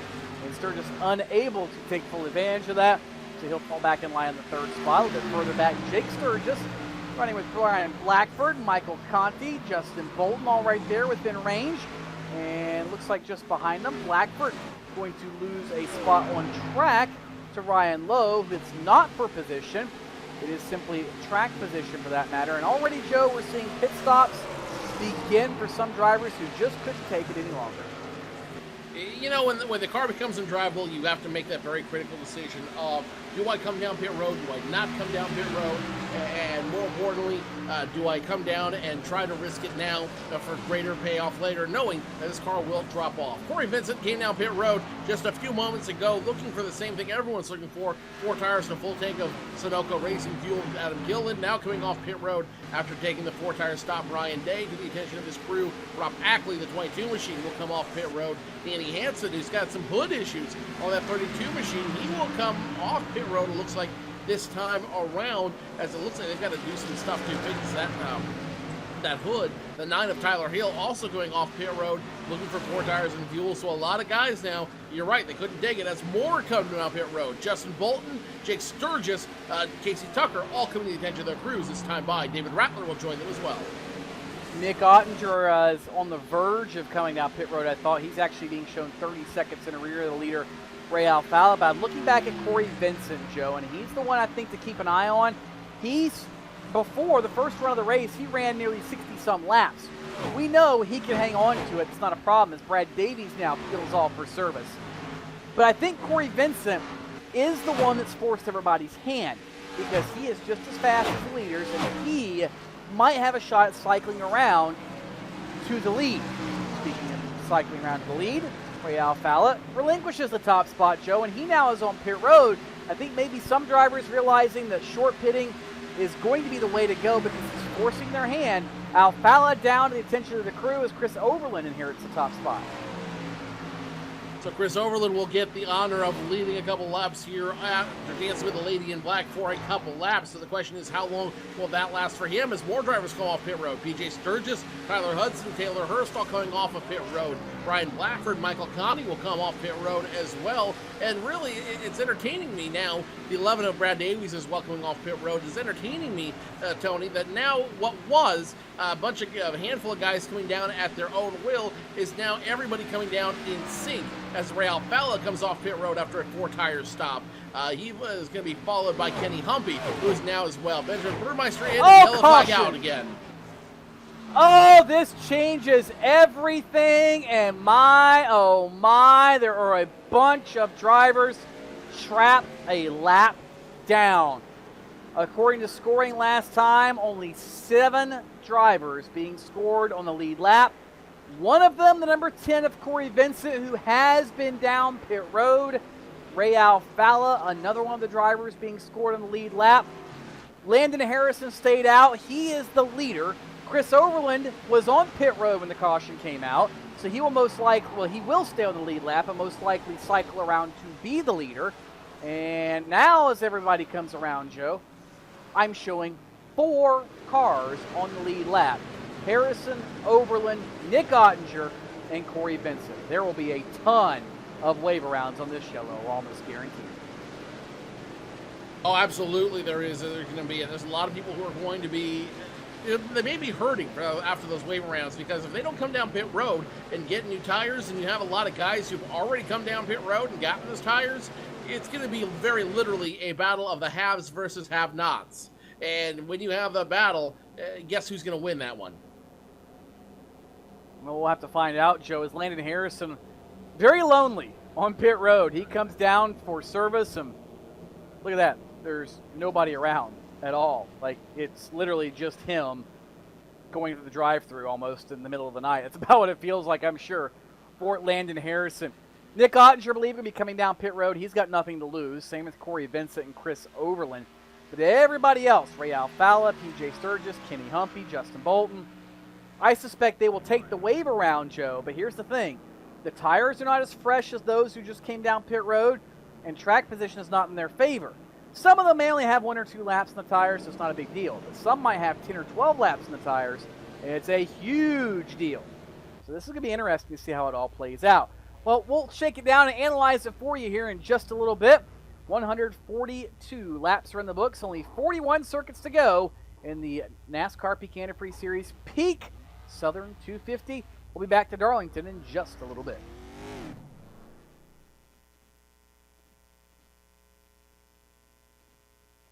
Sorry, guys. I never would have thought making duck calls would have stirred up this much excitement. No kidding. Got him coming up here. Shortcut time! That's what I'm talking about. Ah!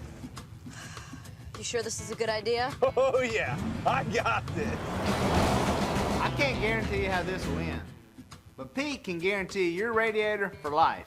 Introducing the Peak Run True Guarantee. Check it out at peakguarantee.com.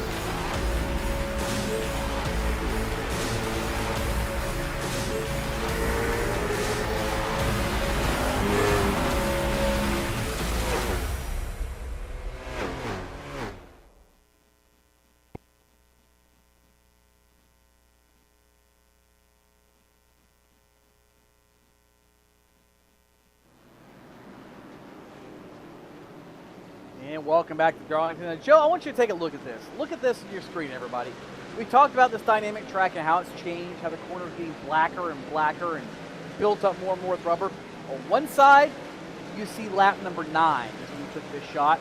Hardly any rubber on the racetrack at all. On the other side, about 10 laps ago. Look at the difference, Joe. It is so much darker now than it was at the beginning of the race. It's going to continue to rubber up. Just amazing how that works in. And these cars, again, every driver's reporting their cars are changing. They're having to keep up with the racetrack. The setup is not staying the same. And they're really having to get up on the wheel in these things. They are facing a new challenge they've never faced before in these cars. They're facing a challenge of having to contend with a track that is rubbering up. They're facing a tire model that's really starting to wear, and they're facing arguably the most difficult track on the entire circuit they will face all year. And whoever's going to win this race will win it by sheer determination alone. The number 47 of Chris Overland, he will drop the hammer as the green flag flies once again on lap 145. And now it's a battle for second. Landon Harrison, Corey Vincent, Ray Alfalla, Nick Ottinger, all doing business for position number 2. 5 cars were on the lead lap before the 1 to go signal. Now 24 cars are on the lead lap. 19 vehicles waved around the caution car to take the free pass. Or the wave around, technically I should say. That means they did not come down pit road. They're on older tires and less fuel. They're praying for a yellow flag to get back on sequence with the rest of the field. It could happen, but with only about 37 laps to go, they've got to get up on the wheel and dig for all it's worth. Chris Overland leads the leader over Corey Vincent, Ray Alfala, Nick Ottinger, and Landon Harrison. A lot of new players in the field, and there's the quick caution they were all hoping for. Problems with the number 50 of Alex Scribner have put us under the yellow flag once again, and sometimes prayers do come true for race car drivers, Joe. There is a prime example as Alex Scribner sideways in the middle of turns 1 and 2, just completely missed the line, it looked like, caught the fence, and then poor Patrick Crabtree, I think it was, had nowhere to go but right into the back of Alex Scribner. One guy who was not praying for that caution was a 10 of Alex Scribner. Putting that Darlington stripe on a little too hard coming into the turn, and that will slow him down. The wall glue grabs him, and it puts him right in harm's way in front of that 15 of Patrick Crabtree. So the 50 goes spinning around, and that will bring out the caution flag one more time. And Tony, I'm almost curious. There were 2 incidents earlier in this race where cars literally collided into each other, heavy collisions. And now all of a sudden, the yellow flag's coming out when it didn't come out for those. Very curious indeed. Well, Joe, the simple fact is those accidents were on the apron of the racetrack. They were way off the racing groove, off the racing surface. They did not affect the on-track action. The last few incidents, however, have been right on the race surface, so the sim basically forced to throw the yellow flag. Now, here's exactly what we expected. Everybody from about 6th on back is coming down pit road. Fresh tires, a full tank of virtual Sunoco racing fuel, and this basically puts everybody on equal footing. The leaders might have 1 or 2 laps more on their tires, Joe, but essentially now everybody has got a sticker set to run to the finish.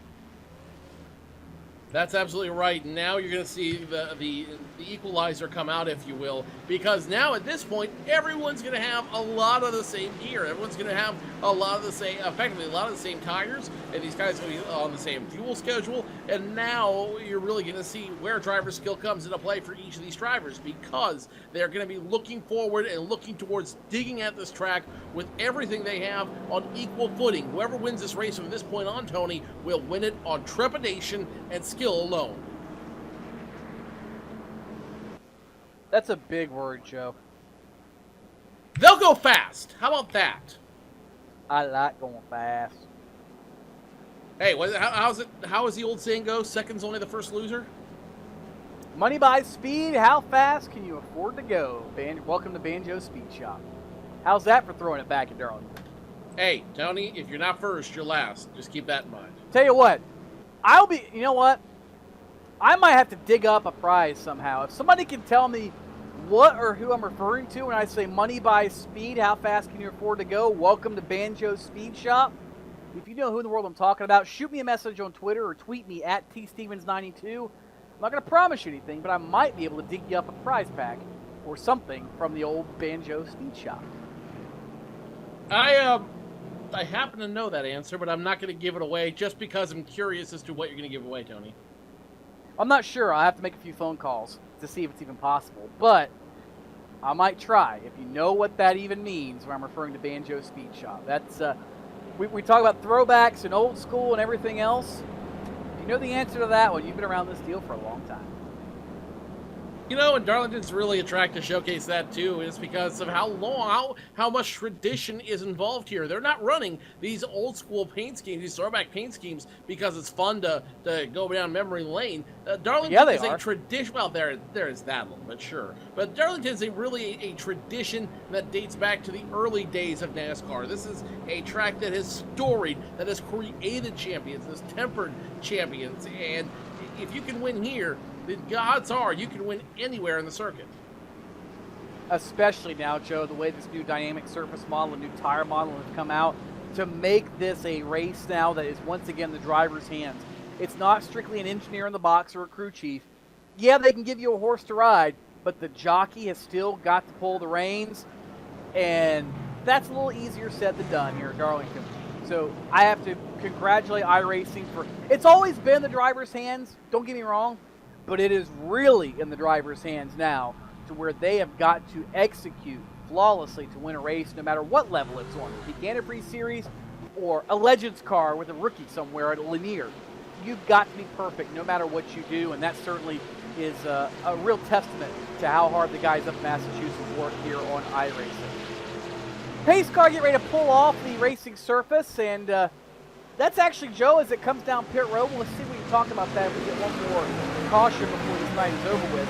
But a new charity iRacing has associated themselves with. Meanwhile, it's a charity benefit, he hopes, for Chris Overland, leader up front at the conclusion of lap number 151.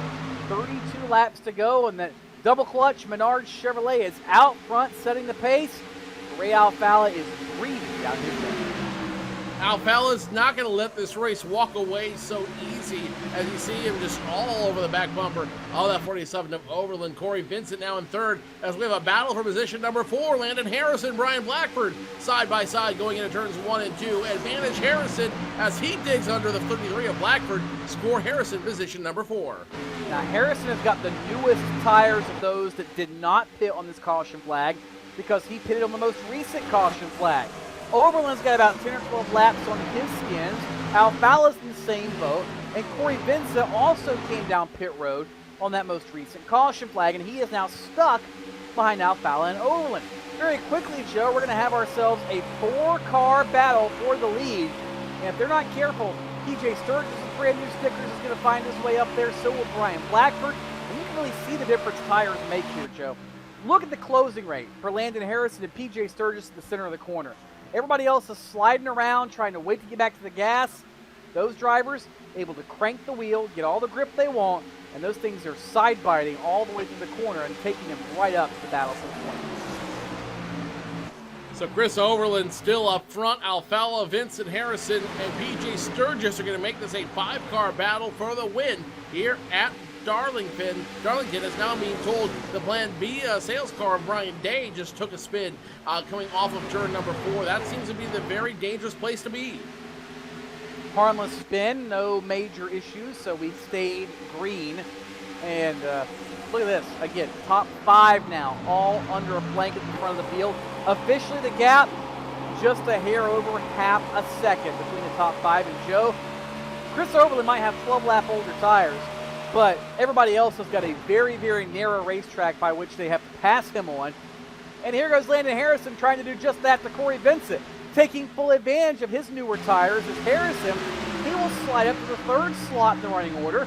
So Landon Harrison might be taking full advantage of this whole strategy thing, and he might be the underdog trying to pull this one off. Anyone can win it at Darlington, and again, if you win at Darlington, you can win anywhere. 3 wide, somewhere here on the track, as they go 2 by 2 throughout this field. The leader's now 3 wide.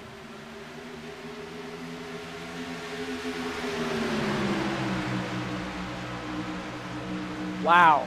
Landon Harrison just about stuck his nose in there in turn number 3 to make it 3 abreast for the lead. Surprisingly, Ray Alfalla not able to make the pass. Neither was Harrison, but now Harrison will get the run off turn number 2, and he will very easily at least pull up alongside of Ray Alfalla. He's able to drive that car a little bit deeper in the corner. Wow, he's going to get the 2-for-1 special. It's a BOGO in turn number 3. Landon Harrison to the point. Ray Alfalla out of control off the banking. Where on earth did Landon Harrison come from? This is the race of his career. Definitely a night to remember for Landon Harrison as he takes the lead for the first time here at Darlington. Overland, Alfalla, Vincent, Sturgis left scratching their heads as Harrison is shot out of a cannon, and he is going to be on top of the world here at Darlington. And tires mean the world here at Darlington, Joe, as you can see. Last time by, the gap was 0.3 of a second, and now the most recent time across the stripe, Harrison stretched it out by 0.6 of a second. That's how important tires are. I don't care if it's 10 or 15 laps. That's Darlington for you. That's sticker tires. And Landon Harrison so far has played the strategy to perfection. Now, as this currently sits, the worst thing that could happen to Landon Harrison is a caution, Joe. I do not think the 89 has enough speed to win this race on outright sheer quickness. But I do believe with pit strategy and tire management, He is in the catbird seat as we close in on 22 circuits to go. And the great battle behind him for second and third. I was about to say that battle for second and third and fourth and fifth could absolutely change the complexion of how hard Landon Harrison needs to run. The more infighting those 4 cars do, the better it is for Harrison, the better he's had an opportunity to start running away from these guys. And it may get to the point of, if I run away far enough, I may not have to do a whole lot to keep the win. Now again, if caution flag comes out, it changes everything, and then we're really going to see who's got the better skill and who's got the better tires underneath the car.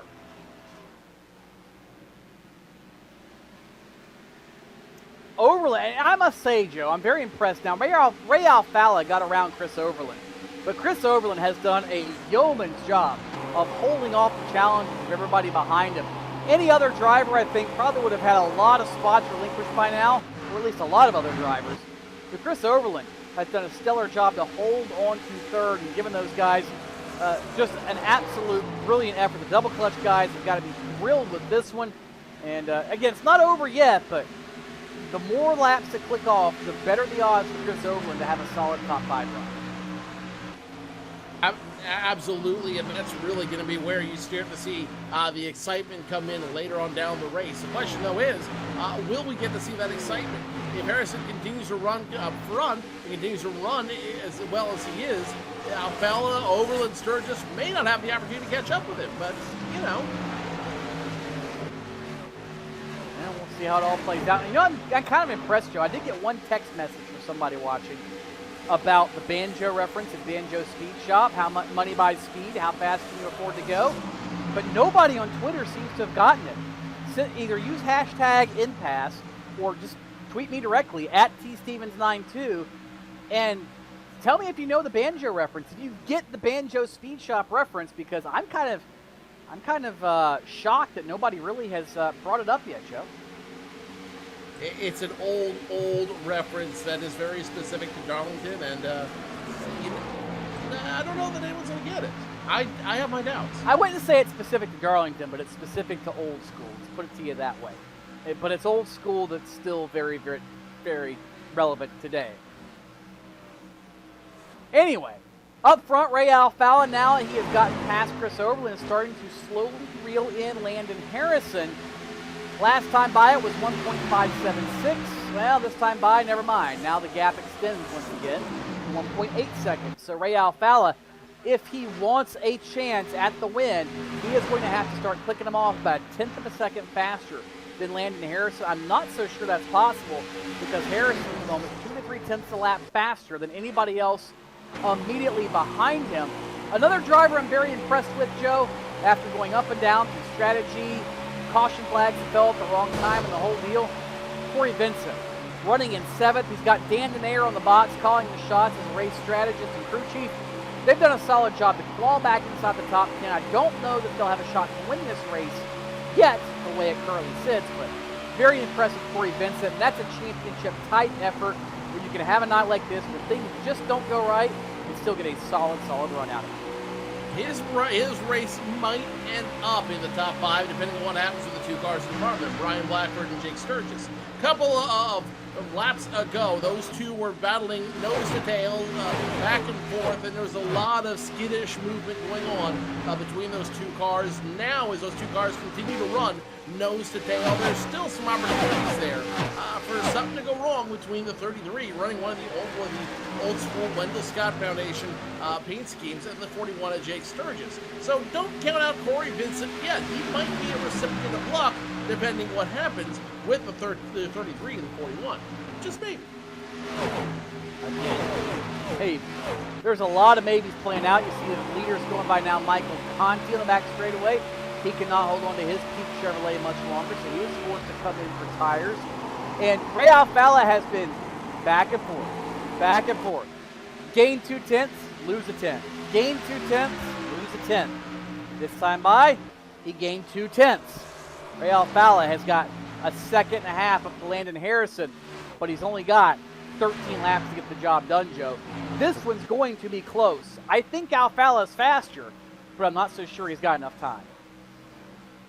I don't think he's got enough time either. I think that Clock is running out, and I think if anyone wants to try to get around Landon Harrison, they're going to need the help of Mr. Caution Flag, which there's no guarantees he's going to come out this late in the race.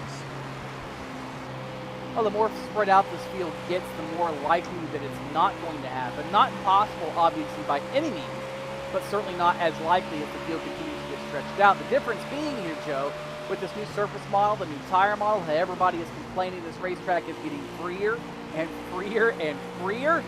You might see somebody simply lose it on their own, but as we get closer to the end of this one, now with only 11 laps to go for Landon Harrison, if the yellow comes out, we're getting more and more into a situation where we might not see the green flag reemerge. The gap now from the leader back to second, 1.35 seconds, and still not going to be enough if Alfala picks up a tenth of a second a lap. He's got to start finding some speed. He's got to do something out there. So 33 and 36 almost get into it coming into the turn. The 36 has to hit the brakes hard as now the 33 starting to wiggle. Brian Blackford starting to show some chinks in the armor as now here comes 36 of Justin Bolton. He's going to try to get around him. No dice this time around, but the writing may be on the wall for Brian Blackford. Could be running in sixth spot. He might have himself his hands full with Bolton, Vincent, Hudson, and others as they try to find a way around that Wendell Scott tribute, number 33. And he's kind of in the same boat as a Chris Overland. He's about 10 to 12 laps older on tires than anybody else, Joe. And once again, speaking of older tires, Alfala, who's on those older skins, lost more time that time around to Landon Harrison. The gap now almost a second and a half for the number 89, back to the runner-up of Ray Alfala. And here's the other thing that Ray Alfala has to keep in mind, Joe. While Kenny Humpy came into tonight needing to gain, 35 points to clinch the championship, I believe it was. Alfala is knocking into that lead somewhat, but it really doesn't matter because the 58 of Kenny Humpy, he's being scored 22nd. He's going to pick up about 20 points in the championship. Not enough to officially clinch it, but he might as well go ahead and cash the check. Hey, as Yogi Berra once said, it ain't over till it's over. Yes, he's going to get close, but don't, put his name on the check just yet. Make him earn it before he starts spending the money. Very true, Joe. By the way, Twitter lit up a little bit. Andrew Plank, really the first person to at least get in the ballpark. David Allen says he gets the reference. It's old school and it's nice to hear it again. But Plank is very, very close. Very, very close. If nobody gets it by the end of the broadcast, we'll throw it out there and give everybody a little bit of a history lesson. But, yeah, money buys speed. How fast can you afford to go? Welcome to Banjo Speed Shop. You're a little fixated on that, aren't you? It's an old school kind of day, Joe. You're telling me. And it's an old school kind of race. I mean, we've got tire strategy. We've got guys slipping and sliding. We've got people getting Darlington stripes, people running the back of one another. This is the quintessential type of racing we all fell in love with, we all grew to be affectionate for, and once again, Darlington never disappoints. Every now and then you find the right lady in a little black dress, and she is all you ever wanted. Tonight, Darlington is that lady in black. Nothing either one of us know anything about. Nonetheless, 5 laps to go here at Darlington as Landon Harrison continues to lead. Ray Alfala now in second. Chris Overland, BJ Sturgis, and Jake Sturgis rounding out your top 5. And it's really now up to all in the hands of the 89 machine. Now is Nathan Wise having major trouble. Heavy smoke pouring out of that number 24 machine. Not sure what happened to him, but you got to be grateful that did not bring out a caution because it very easily could have. Oh, Landon Harrison. If the caution came out at this point, Landon Harrison would be just like a pig in slop. He would be thrilled because if the yellow came out now, this race would be over because we would not have a chance to go back green.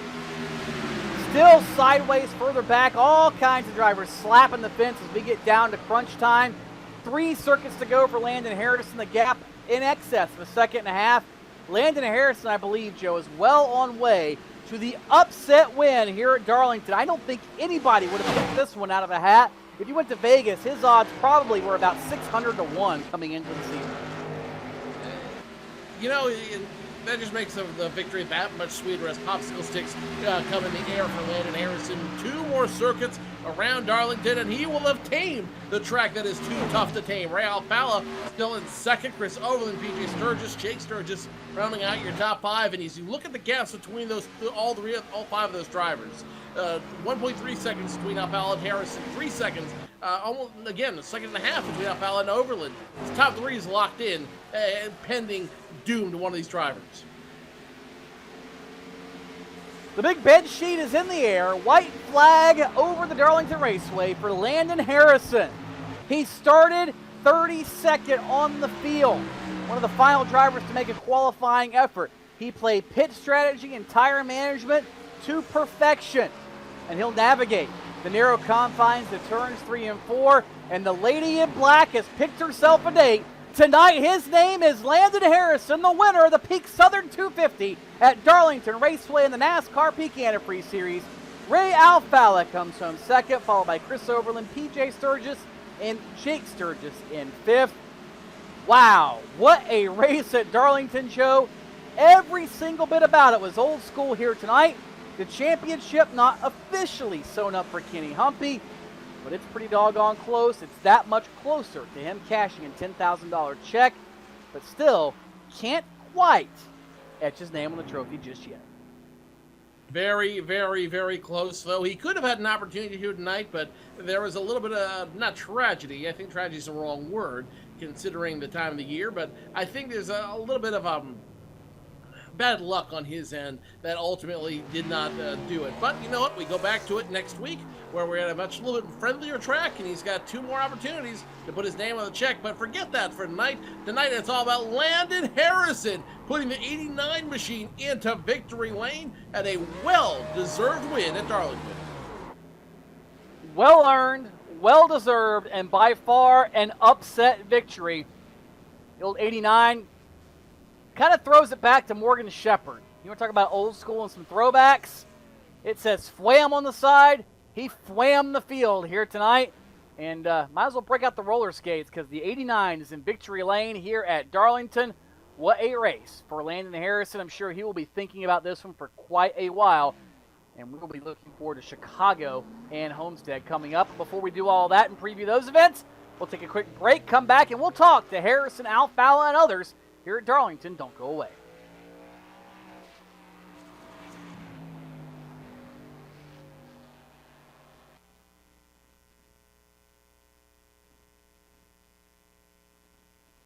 Sorry, guys. I never would have thought making duck calls would have stirred up this much excitement. No kidding. Got him coming up here. Shortcut time! That's what I'm talking about. You sure this is a good idea? Oh, yeah. I got this. I can't guarantee you how this will end, but Pete can guarantee your radiator for life. Introducing the Peak Run True Guarantee. Check it out at peakguarantee.com.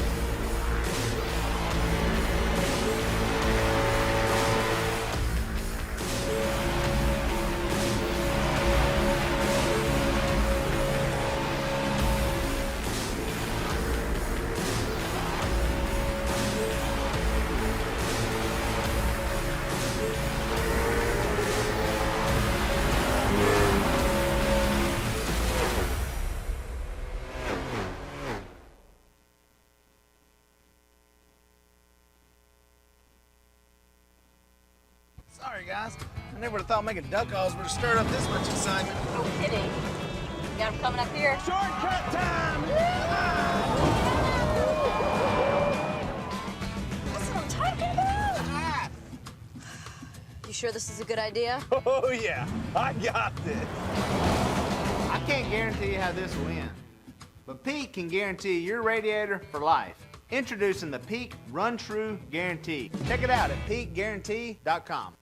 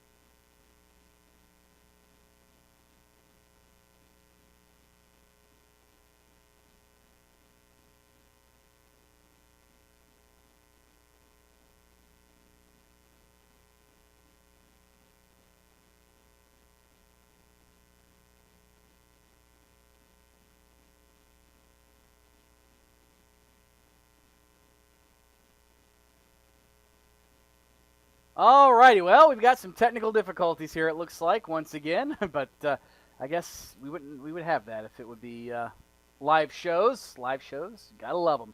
Nonetheless, we are back here at Darlington for the NASCAR Peak Antifreeze Series Peak Southern 250, and what a race it was, Joe. Just simply stellar. And I believe you were somewhere down there in all the chaos amongst the guy that has picked up his very first career NASCAR Peak Antifreeze Series win, the upset of upsets this season with Landon Harrison. 6 lead changes tonight, but only one matters for Landon Harrison because he's going to walk away with his very first NASCAR Peak Antifreeze Series win. And Landon, I got to ask, what's it mean to get it at Darlington?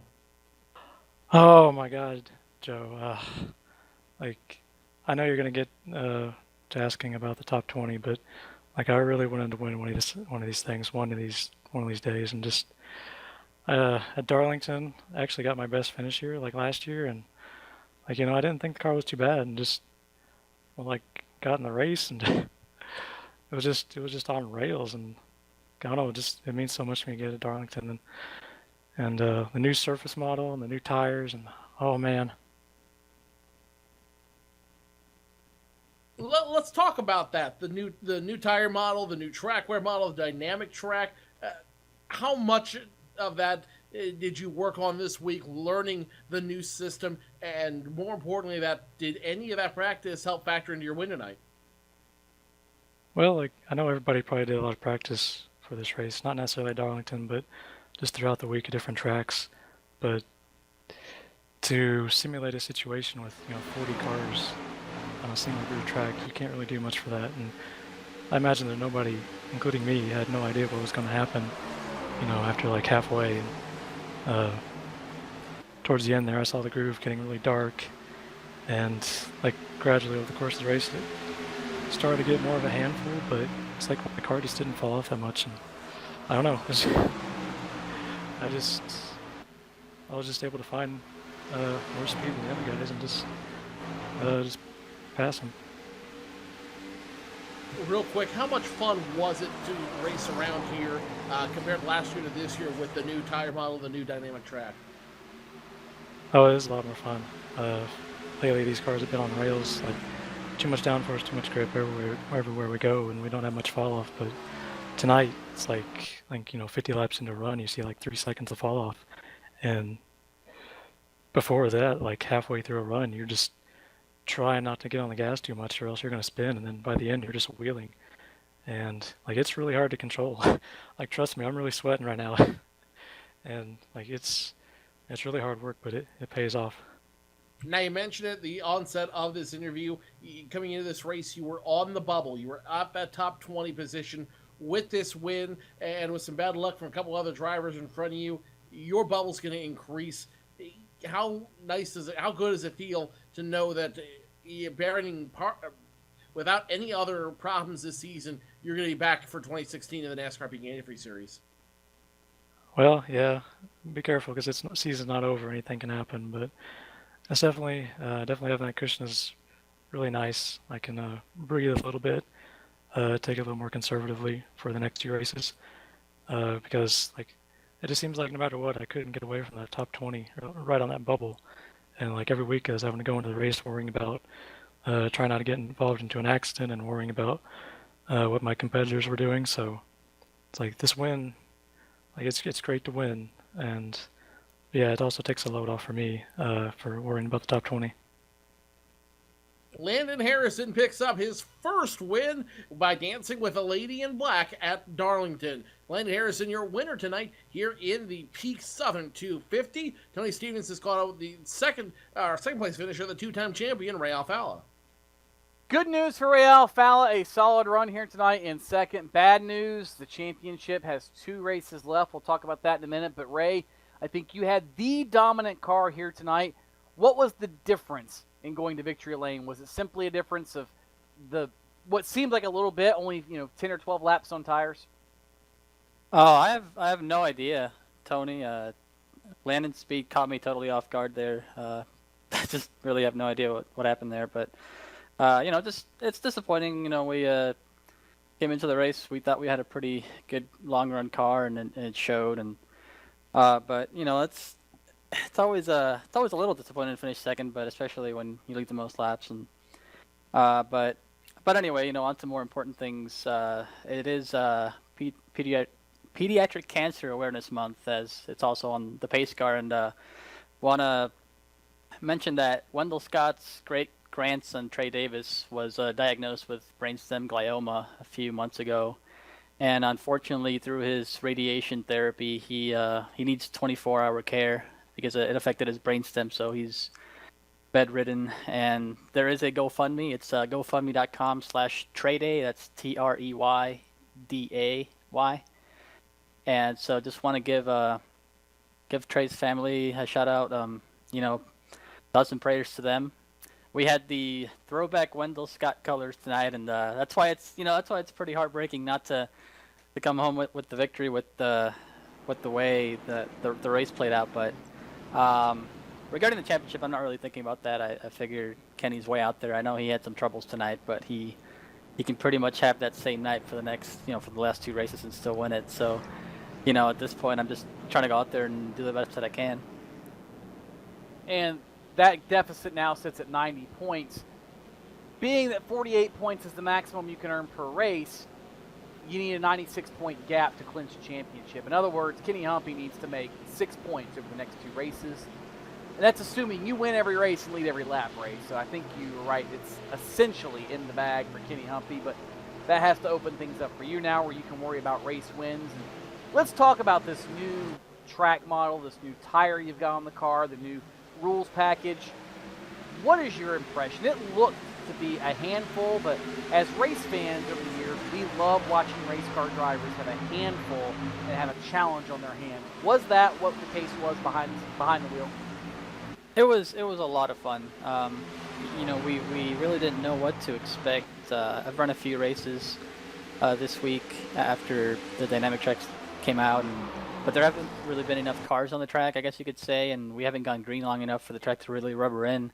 But it was really cool to see the rubber get put on the racetrack and how dark the groove got, and there's like 3 seconds of fall off. We've been asking for fall off for so long, and now it's here in a big way. So it's fun being able to control more as a driver out there, and for this, when the speeds go down, you really have to take care of the right rear seam especially. And good job to Landon. He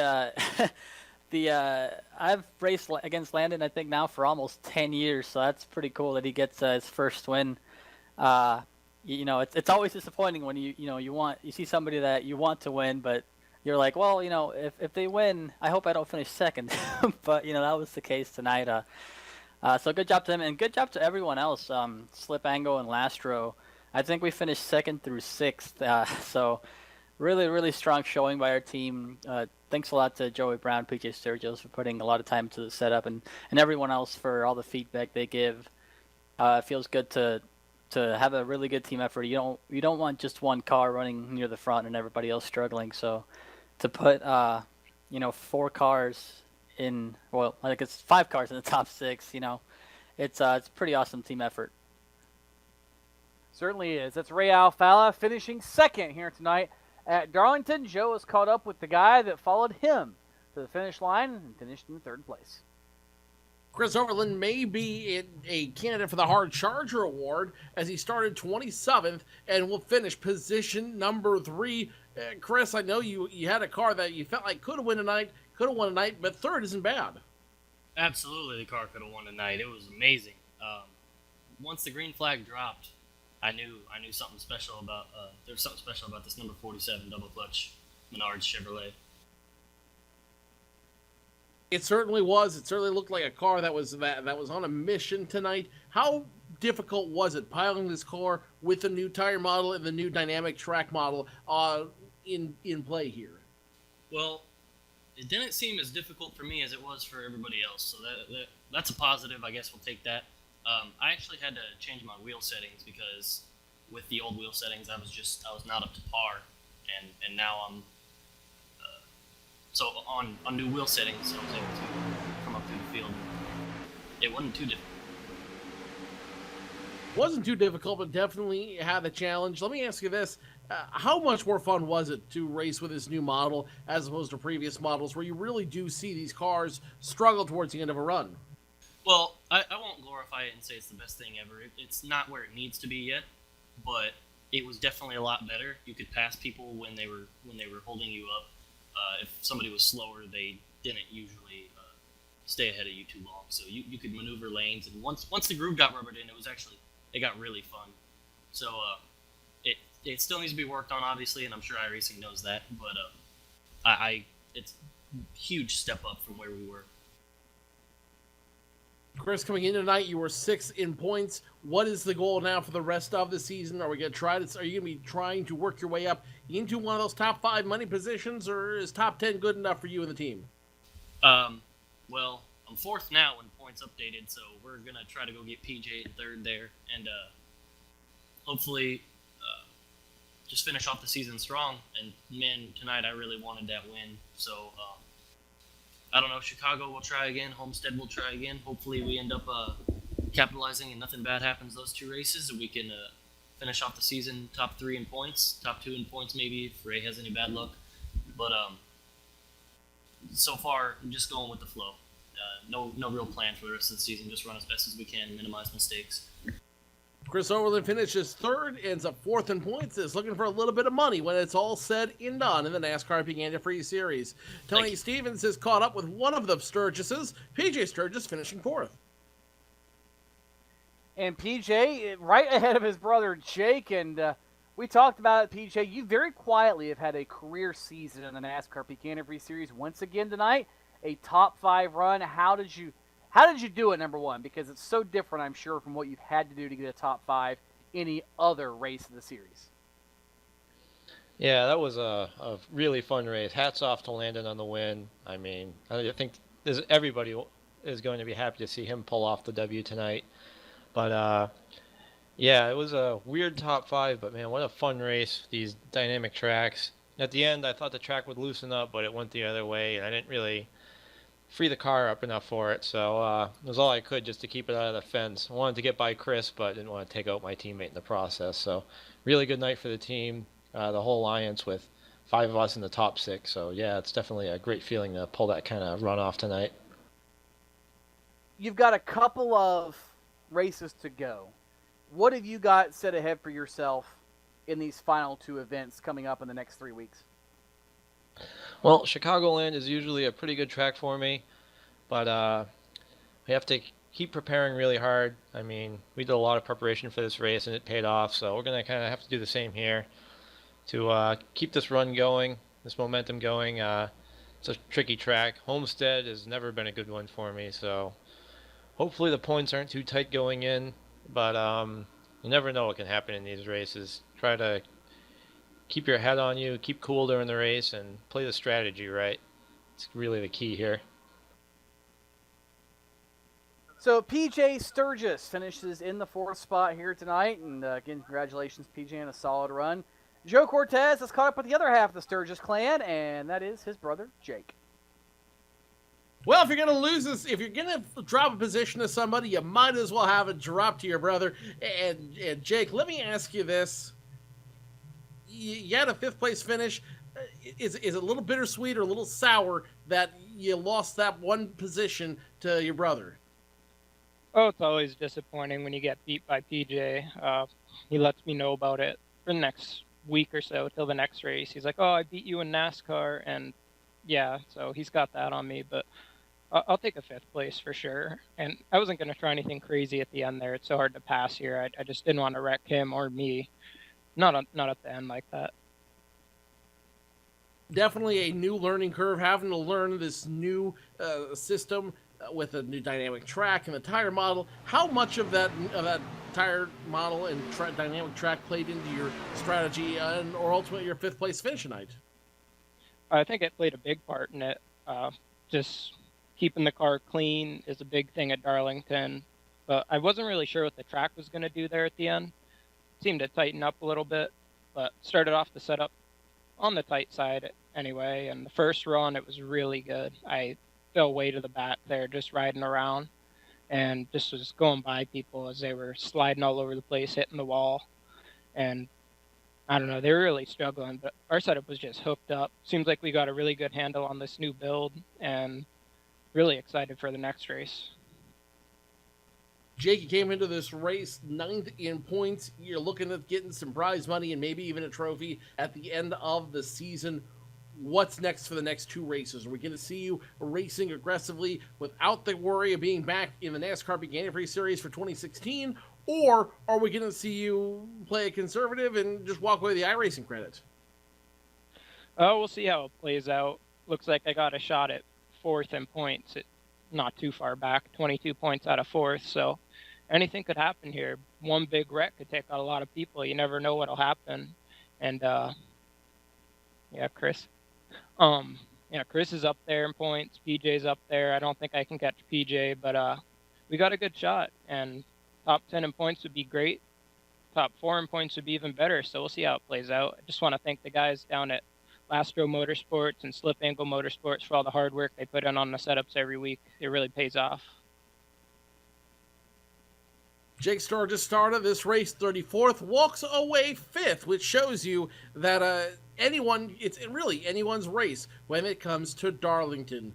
Tony, great racing tonight. Always a pleasure. And as we look towards the last 2 races of the 2015 season, lots of changes to take a look at and lots of changes to prepare for as we get ready to put this season to bed. But one guy who's ready to put the season to bed, aside from me, that is Kenny Humpy, who now, as we were talking before during the commercial break, has a 7-point gap to lock in the championship. So 6-point gap that can lock in this championship by the end of the season. So by this time, in 1 week's time, we could be putting the NASCAR Peak Antifreeze Series to bed, as it were, as well as my own career with the NASCAR Peak Antifreeze Series. But, all good things must come to an end, and this is going to be a very bittersweet season to put an end to, Tony.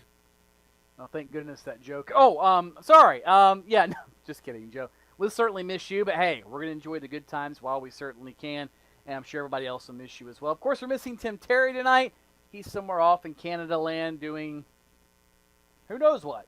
No clue. But I'm sure he's doing Canadian stuff or something. But we'll see him in 1 week's time at the Chicagoland Speedway, and hope to see you there as well. Don't miss it. We're doing the back-to-back thing these last 2 weeks. We did the Xfinity Series B-Class cars back-to-back. And now, this week and next week, back-to-back with the NASCAR Peak Antifreeze Series. We fully expect Kenny Humpy to clinch a championship at Chicago. Don't miss it, and you get to see the next race in the dynamic surface, the new tire model, the new rules package, the whole deal. If it's anywhere as close to entertaining as this one was, we are in for a treat, both at Chicago and at Homestead Miami Speedway. Despite the championship being over, there are still races to run, and it's going to be fun because everybody has one thing to gun for now, and that's wins. On behalf of Ian Bushing, Matt Thomas, Chuck Johnson, Joe Cortez, Ilka Happel, the entire PSR TV staff, and those at Fans Choice, my name's Tony Stevens saying we'll see you same time, same channel next week for the NASCAR Peak Antifreeze Series live from Chicagoland. Good night, everybody.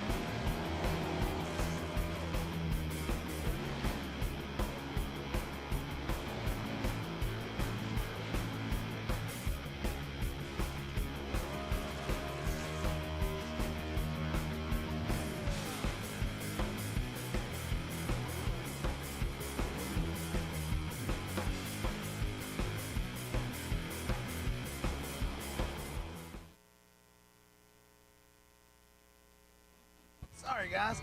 I never would have thought making duck calls would have stirred up this much excitement. No kidding. Got him coming up here. Shortcut time! That's what I'm talking about. You sure this is a good idea? Oh, yeah. I got this.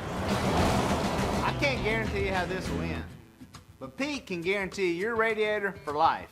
Introducing the Peak Run True Guarantee. Check it out at peakguarantee.com.